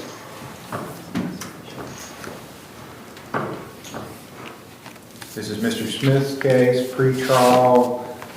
Prosecutor's office is going to try to get in touch with the sister about the property. So as long as Ms. Hammond understands that she's not going to come there and stay, it's okay for her to go there and get her stuff. So we're talking about Ms. Hammond getting her stuff, not a third party. Yes, now she doesn't want her there. Now, there are other family members who want her not to be around. Now, we can't do a protection order for those because they're not victims, but we would ask that her bond be modified to conditions that she not go around Cochran, the second. Those are family members that, you know, they have great concern for her, but they're still worried about her. That she's, I'd have no objection, I'd suggest that to her.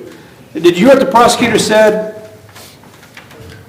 Leslie, Ms. Hammond? What is it, sir? I said, did you hear what the prosecutor just said about not going around your other family members? Yes, I will comply with court. I just want to get my stuff, that's all, Well, sir. it sounds like your sister will allow you to come get your stuff. You can't load it, can't hang around, get it and leave. Something occurs to me. How are you going to get? She has my phone Hold and on, my car. hold on. I should want to get there. Yeah. How are you going to get from where you are to where your sister lives? her sister's going to go I get have another emergency contact, and her name is Amy Redden. Can you hear me, sir? her sister will help her. She'll go Okay, get sounds her. like now your sister is going to help you get your stuff, so it's okay if she calls her sister about coming to get her. Yes. Okay. The Did four, you hear that? What is it, your sir? You can call your sister and she's gonna help you get your stuff back, but she doesn't want you moving in with her. Yes. That's what I Yes, just I'm been here told. to talk to my sister. I love her, she's my sister, but Your Honor, you saved my life when you wanted me to come get help, and Art saved my life. it's good to hear. Well, I'm glad you're on the right path now, hopefully. So, Yes, sir, I am. I'm going to comply with all meds and see my psychiatrist and my therapist when I leave here. and we've got that all set up. Okay, so I need you all, whatever you want me to do, I'll do it. That was a question. You got that all set up? You know where you're supposed to go for your psychiatrist and how to get your meds? Yes, her name is Sonia Massey. Okay. All right, so let's make sure we get this clear. You can call your sister, she's gonna help you get your stuff, but she doesn't want you living with her. That's my understanding. Yes, correct. Okay. And also, Your Honor, other family members, Cochran and Cochran II, Stephanie Cochran, and Alan Cochran don't want her around right now. And if that could be made a term of her bond, we would appreciate that. Okay, I'm gonna order that you just minimize your contacts. You're supposed to just get your stuff, and get out, and go back to your place. And then we need to set a date for you to come back to court. Yes, sir. Any Friday in What day would January. you like to see me back, sir? That's what we're gonna decide right now. I do have some Mondays, but I know any date. Well, probably sooner than later for her. I'm here January 3rd on another matter I know without looking. Is that? What's the state's position? We're It's 2 weeks from today. That's fine. The 3rd? Okay, Ms. Hammond, I'm going to set your next hearing in 2 weeks. Do you know where to go to? Yes, sir. I'm not sure where I need to go. What is the courthouse? It's at the Lawrence, so this isn't in Ironton at the main courthouse, it's at Lawrence County Municipal Court in Chesapeake.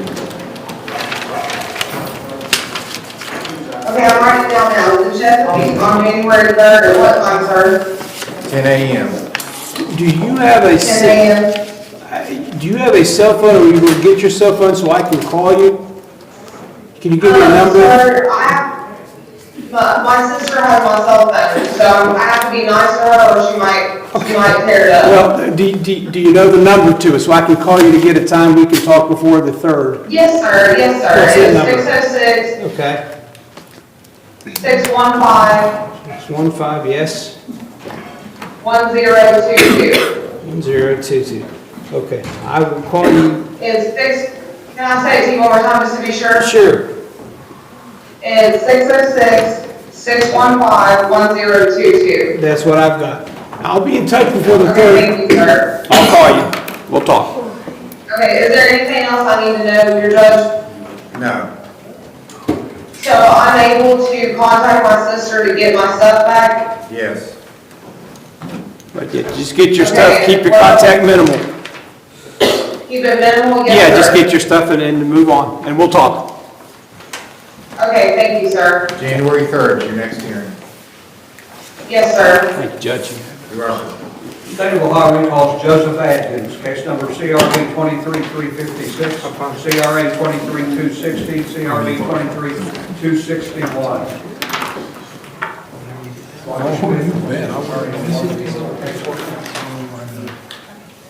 Okay, so this, I think this had been called earlier, and you weren't here at that time, Mr. Atkins? I was a few minutes late getting here this morning. Okay.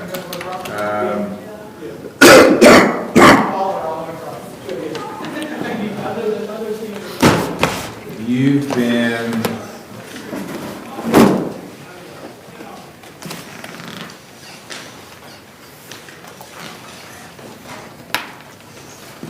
have you been getting treatment? Yeah, I completed treatment at Bethesda, and I work at LCR. Okay, let me look in the other file. See what's in there. It was supposed to be a review for community service.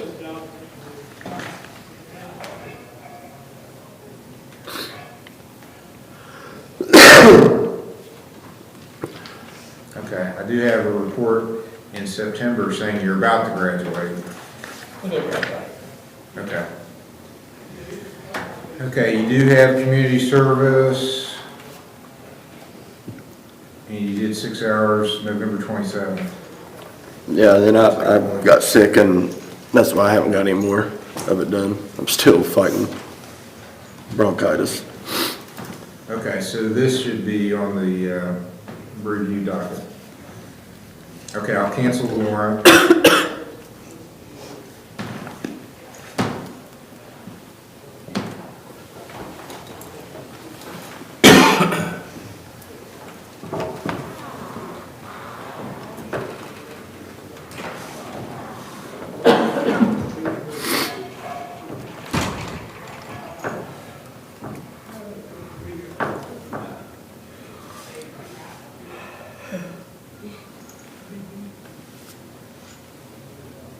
January 27th will be your next meeting. Thank you. You're welcome. That'll be at 9 o'clock. 9 o'clock? Okay. Yeah. Yeah, it's kind of punishment of itself. You get here late, then you gotta sit till the end of the docket. I thought it was at 10 this morning. 9 o'clock, that's when the review. Okay, that's all. Thank you. Pretty good.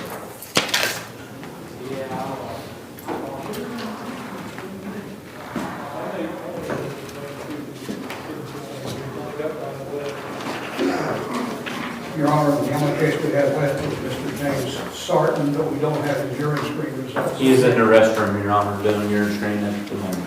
Okay, I'll meet with my volunteers. Come back when we get his screen results. Your Honor, do you want us to set a date for him? No, I can do it today. Okay. Yeah, it's not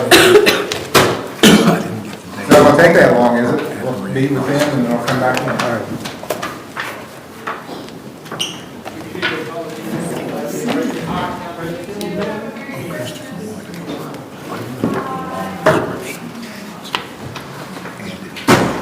explain it to her why it's needed to go to a group church. They had a lot of extra information on it.